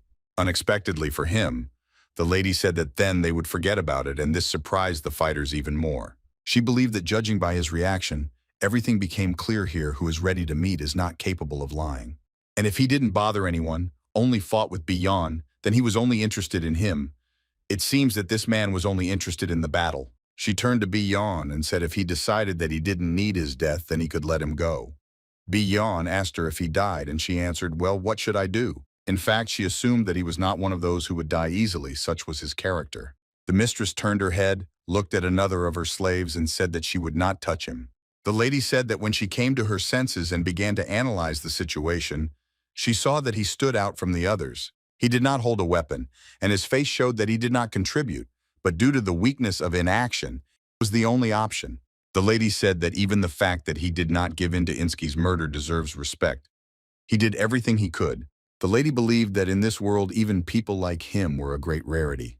At that moment, he felt a huge relief because before that he felt guilty and thought that he was on the verge of death. So he lowered his head, thanked the lady, and said that he would never forget her mercy. At that moment, Beon thought that it was difficult to say what kind of person the lady really was. She turned to Huang Yuan and told him that he was free, and no one would blame him or report what happened. Well, if he decides to stay, she will offer him to become her fighter. At that moment, he thought about her offer. She proposed to him again and told him to think about it before he left. Only after these words did the lady leave this room. She left without turning back and looked only forward. Time passed quickly, and one day replaced another. Events also happened quickly. The gentleman was unhappy with what happened yesterday. He shouted, "What the hell?" For a moment he thought that they had simply missed the control, but in fact they had failed the task. The gentleman did not understand because he assured him that he would complete everything without problems. So what went wrong then? After all, only Baru stood out as a fighter, but only Bien was able to cope with 2 warrior flies. Well, even he would hardly have been able to defeat them both. Most likely the fighters turned out to be much weaker than they thought. They didn't understand whether there was no one there who was able to use chi, although if there had been a master, he would have already told everything. The gentleman realized that it was about him, that he could not trust the words of the deputy. He should find out everything himself. The head asked him if everything was already over. What was he going to do next? The gentleman replied that until now it was just fun, but this time he lost his valuable fighters, and he's not ready to leave it just like that. He decided that he had to destroy her and all the fighters she had at any cost. The head looked at him and said that it sounded promising, but he was ready to see what would come of it. At the same time, in the building where the arena was located, which was managed by Mrs., the lady came into the room and asked him how he was doing and how he was feeling. Baru lifted his body and saw the lady and said that everything was fine and he could move freely. The lady noted that the doctor said that if the wound were deeper, it would be more difficult to cure. He agreed with this. The lady came to the window and asked the master how strong the blows were. Baru replied that the blows were at such a level that the body could not withstand them. The lady said that before she was interested in learning how he fights and his fighting style, but now there is no need for that. And it closed its eyes and said that it was too amazing a sight, so it didn't want to see it. Baru asked her again. Beon saved everyone with his skill and energy, and he expected that one day he would demonstrate his abilities. Because to achieve such a result in one myth is simply an impressive sight, and he would like to see it. The lady, without turning her head, said that the most interesting thing is the reaction of Beon himself. He has reached incredible heights but does not feel any pride or joy. His composure and confidence show that he was preparing for this, as he said that the finished art can be revealed gradually. At that moment, the lady, so that no one could see the hall, swung her fist with all her might and then added that one way or another. At that moment she remembered when she was just a child and was absolutely defenseless. She believed that now it was possible and she would no longer worry about him so much. Baru turned to the lady, although he did not video combat skills Beon personally, but he is sure about it. Since the skill level of the students and other managers and Beon still differ. In fact, they did not know very well who was the greatest master of the Hebrew battle arena of the country, capable of competing with the imperial generals. Baru told her if the guy runs into them in the bay, he definitely won't survive. The lady noted that it didn't matter even if he turned out to be weaker. She will create the necessary situation and the right conditions for Beon to be the winner. Baru turned his head to look at the lady and asked if she really thought it was unimportant. The lady returned her head and looked at him but did not say anything in response. Baru didn't think so. He said that he could give his life to repay the lady for her kindness, but Beon is a special case. It is obvious that he has his own intentions, and he believed that it is impossible to entrust the guy with a fight that could cost him his life and has nothing to do with him. The lady listened to him until the end, thought, and then said that this was a very interesting statement. But she wanted to know then why no one had stopped Beon from participating in battles until now. And didn't he hope that this guy would become the one who could defeat anyone? Baru answered the lady that it was possible if he was given time and full preparation. The risk was enormous, but it was a matter of life and death. The lady said that everything depends on the level of threat. Now that he has proven his strength, we can judge his fighting qualities. She believed that this was the only way she could avoid feeling guilty. Baru thought about it at that moment. Then the lady said that everything she does not change her attitude at all. And if everything goes according to plan as it was planned from the very beginning, then she will sacrifice his life too. During this time, in another room where the slaves lived, events took place. In the middle of the room stood a huge coffin, which was tied with red ribbons. In front of this coffin sat two slaves who were saying goodbye to their comrade. One of them said that he didn't even expect that such little things would be taken into account. Their mistress is very smart. The second one looked at the group and said that their friend was going home at that moment. He had wanted this for a long time.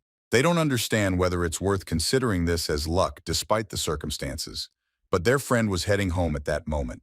In another part of the room, Beon was sitting near the stove, his head down. He said nothing. He was silently saying goodbye. I lived with this person for a long time and couldn't say anything bad about him. When he came to this place as a very small child and did not know how to behave, he saw the huge legs of a man next to him. At that moment, the boy thought that if he survived, then it was probably better this way. And it was this man who then approached him and called him by name, since he was the smallest among them. After which the man handed him the shoe on his hand and said that it was for him. And then the boy had no shoes at all, and he said that he just decided to give him a pair of shoes. Then everyone supported him, saying that Beon wouldn't mind some shoes either, since his feet were bare. It was this man who said that he was a bitch. He always thought about his family that was left at home.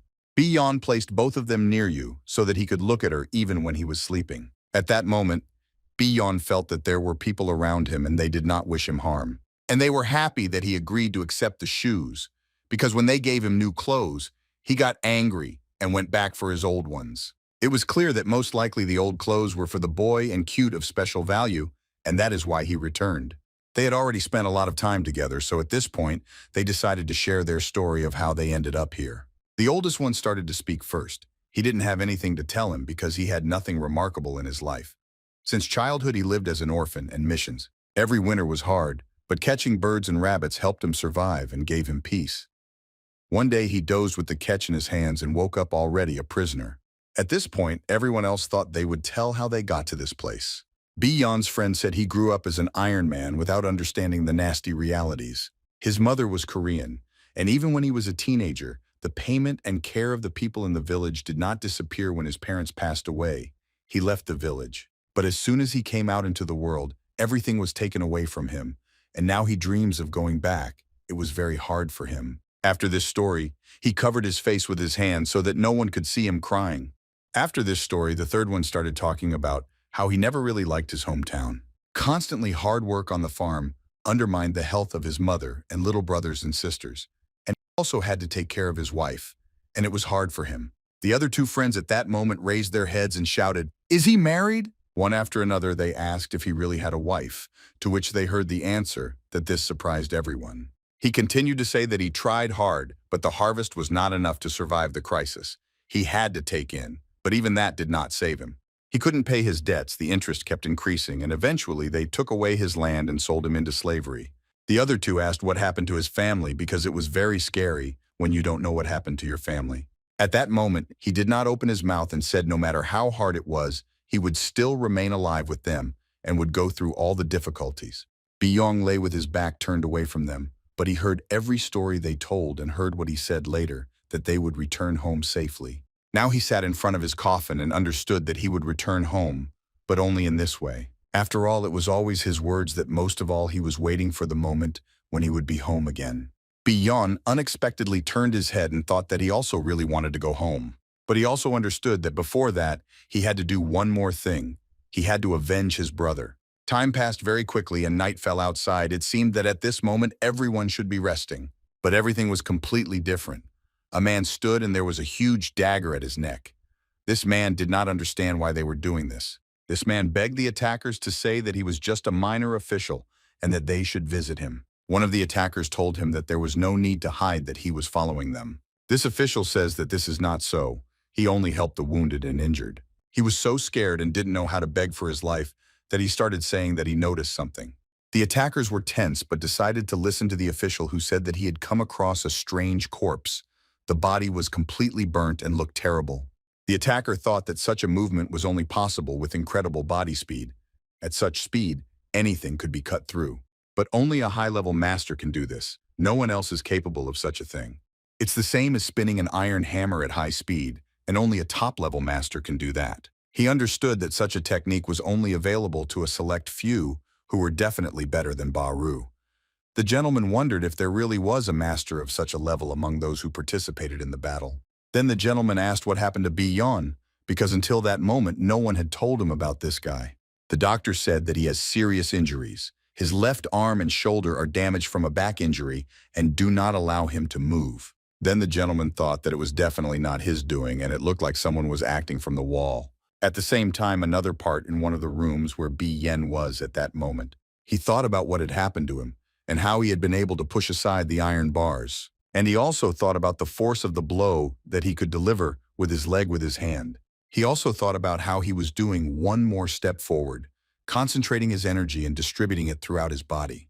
And also how this is a power that he only mastered after he entered this battle. At that moment he tried to practice and repeat the blow he had already made. But he noticed that on the left side of the movement he had little strength. He knew that all muscles must move synchronously to perform the movement correctly. For one strike, the arm must be tense. The entire left side of the body, including the back and lower back, were wasted during this entire training period. And to reach the limit of his strength, he learned to use every little muscle in his body. Now he could control his muscles. He thought that when he fully regained his strength, his control over his body would become flawless, and then he would be able to become invincible. But there was still one problem because of the power which is not comparable to simple concentration. He didn't understand what he should do with this because he felt that something was going wrong. That's why he thought that his body and even his insides were being destroyed. He needed a little more time to prepare. He knew that the enemy was outnumbered and that their strength depended on whether he could put up a fight. In such a situation, it is unclear what number of enemies he will have to face. But he also understood that the destructive force would still need to be used. It would be necessary to figure out how to contain this explosive energy. He continued to train, taking a step forward and concentrating his energy by holding it inside himself. He needed such a force to be concentrated around him, and it had to be greater than that of his enemy. The only question that tormented him the most was whether he could cope with what he had decided. Time passed quickly and morning came in another part where the gentleman was. The morning was quiet. He went outside and stood silently looking ahead. He thought that personally participating in a useless fight in the morning was nonsense. Only his older brother, who had already been on the training ground since early morning, could do this. His older brother stood in armor and held a sword in one hand. He spoke about how in Mu 2 they said that strength decides everything, even such lands become accessible. At that moment, you would have thought that he had laid down a couple of people himself this morning without anyone's help. So he turned his head and said that there is a master here who accepts calls from anyone, so he came. And then he said, if this master dies, then he will get his house and wealth. To which I heard the answer that the rules and results of the battles must be strictly observed.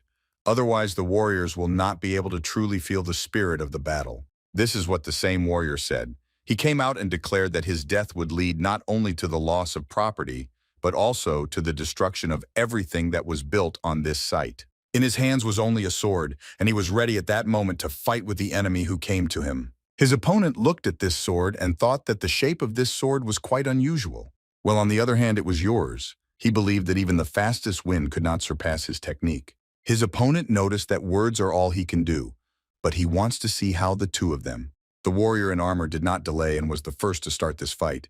He swung his axe to strike the enemy. He had a weapon in his hands that was superior to his opponent's, but his blow was not quite accurate. It was yours that he believed that no matter what, all the enemy's resistance was useless. He thought that victory would be on his side. But the next second, he didn't think so as his opponent dealt him several blows. And he didn't even have time to notice how he did it. There were many holes in the warrior's body through which blood was flowing. And yours was not as confident and as menacing as a few minutes ago. He quietly fell to the ground. The gentleman, watching what was happening, thought that this shutdown happened very quickly, and he did not have time to react. It was clear to him that his brother was moving at such a speed as if it was not a separate movement but a continuous attack. That's why his brother was ready to fight anyone who challenged him to a fight. Because he was one of the best masters and had no equal yet.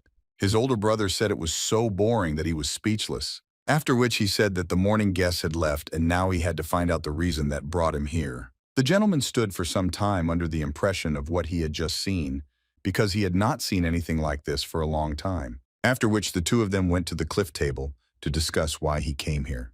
The warrior told him if he really wanted a mercenary son-in-law without registration in the Fighters Guild and at the master level or higher, he didn't understand why he should provide him with such a person. And what did the gentleman answer that he sees in reality? It's not just like that he asks him about it. The gentleman stated that we have a real strong man in Showa, and he doesn't know until the very end. The owner of this house stood silently looking at the clouds, the ears of his guest attentively.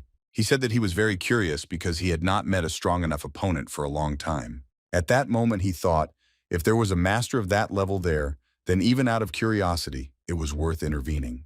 So he said that he was ready to look at this guy himself. The gentleman was surprised at what he was saying. The owner said that he saw no point in sending his subordinates because he could just go himself. The gentleman said that the enemy is a master of martial arts. If he himself comes out and kills him, problems may arise. After all, there are rules that only masters of the same level can fight, and Elsa breaks these rules. To which he heard the answer that this is so. Even if the elder has lost interest in martial arts, he still treats the rules strictly. After all, he heard from Hande, in the reason for the regiment that the Lord of Martial Arts lost to them, he could not believe it. That a warrior as strong as the master stopped training in martial arts before that, he thought that it was obviously a lie. The owner of the house then said that first they needed to figure out what was going on here. If everything is as he said, he can present as many allergies as needed. His brother looked him straight in the eye and said that he gave his word that everything was exactly as he had told it. You're only in another part of the city near one of the hotels. She sat and ate sweets that she bought from a nearby vendor. The guy didn't come up to her and didn't ask why she wouldn't go into the hotel, but sat right on the ground. She replied that sometimes it is possible to sit like this, and he should not grumble. She said wasn't Arena a place where there were more warriors than ordinary people? And finding worthy warriors turned out to be more difficult than she thought. The guy replied, whether they are warriors or slaves of the arena. If they are still alive here, it means their life was full of suffering. They don't give up so easily. She really believed that she had no other choice and that she had to do exactly that. The first thing she asked was that she needed to find the head of the point. Only then could they resolve this issue. The girl thought that even though they hadn't seen each other for a long time, she thought that the manager would help her. The guy looked at her and said that they don't even know where she is. And is she really going to look for her blindly? The girl said that it is not at all blind. You just need to turn on your brain. You need to count how many points arena manages with women. The guy wondered if it was really that easy to find out just how many arenas were run by women. After they found out where arena, who is controlled by a woman, was after some time already following there. And they were near the gates of this arena. The girl said that you just need to turn on your brain. They found it very easily. The guy said that it wasn't that easy because they went around more than 10 points. The girl replied that it was because they were given strange instructions or because there were other arenas. When they got closer, she said maybe he would open the door after all and they would go inside. After they went inside this arena, they were very surprised because they saw that everything around was empty and there was nothing. The girl looked at the guy and asked if the arena wasn't supposed to be crowded during the day. She saw the assistant who was sorting through the arena and heard the girl's question and turned around. The assistant looked at the girl and said that she was asking for forgiveness, but at the moment the establishment was temporarily closed. The girl tried to explain that they were not clients. They were looking for their owner, Hong Sol. The assistant said that she would have to upset them. The manager recently left, and she doesn't know when she will return. The girl at that moment, when she heard such an answer, she was even more surprised. Could it be that she would not be able to find her? The mistress actually left her arena. She went out to go to the merchants. Beon can walk calmly, and he has new clothes because the old ones were bloody and torn. He walked in new clothes, thinking that they were of course better, but he was already used to who he was wearing before. The lady said that his clothes were in a terrible state, but changing them for new ones was a luxury. Until they were put in order, he had to wear them. She thought that the guy shouldn't attract unnecessary attention outside the arena, but I found that when he was a child they often walked. But now this is the first time in a long time. The guy thought that it didn't look like they just went out to eat. He turned to her. If she had something to say, then let her say it. The lady answered without turning her head. Even if she asks how he became stronger, won't he tell her? After all, no matter what, now he's really strong and he has no equal on Igor if he wants. Then getting out of this place will not be difficult. The guy didn't understand what she was getting at. The lady continued to say that she was curious whether he would fight to the end, or she wanted to know if he had to fight an opponent who was much stronger than him. At that moment, the guy thought about it. He didn't understand at all why she was saying all this, but he decided to listen to her until the end. Beon, as always, was laconic. He answered the lady that he had already clearly told her everything before. He told her when he was still little that he would become the strongest in this place and that he would have no equal. And now that he has become like this, he will be able to defeat any opponent and he will no longer run away. The lady closed her eyes. She thought that she would really like it to be exactly like that. Even being in this place, his nerves should be tense as strings. The next moment, they both felt something. Something started to bother them at the same time. And the very next moment, the guy felt that someone hit him very hard from behind. He stopped. I don't understand what happened. Was it because of the wound? He felt like a boulder had hit him. But he heard someone address him. It was a thug who said that they had come face to face with him and weren't even trying to escape. The thug told the guy that he couldn't even tell who was standing in front of him. He felt very sorry for him. At that moment, the lady thought, is this another challenge? She was interested to see how he would behave.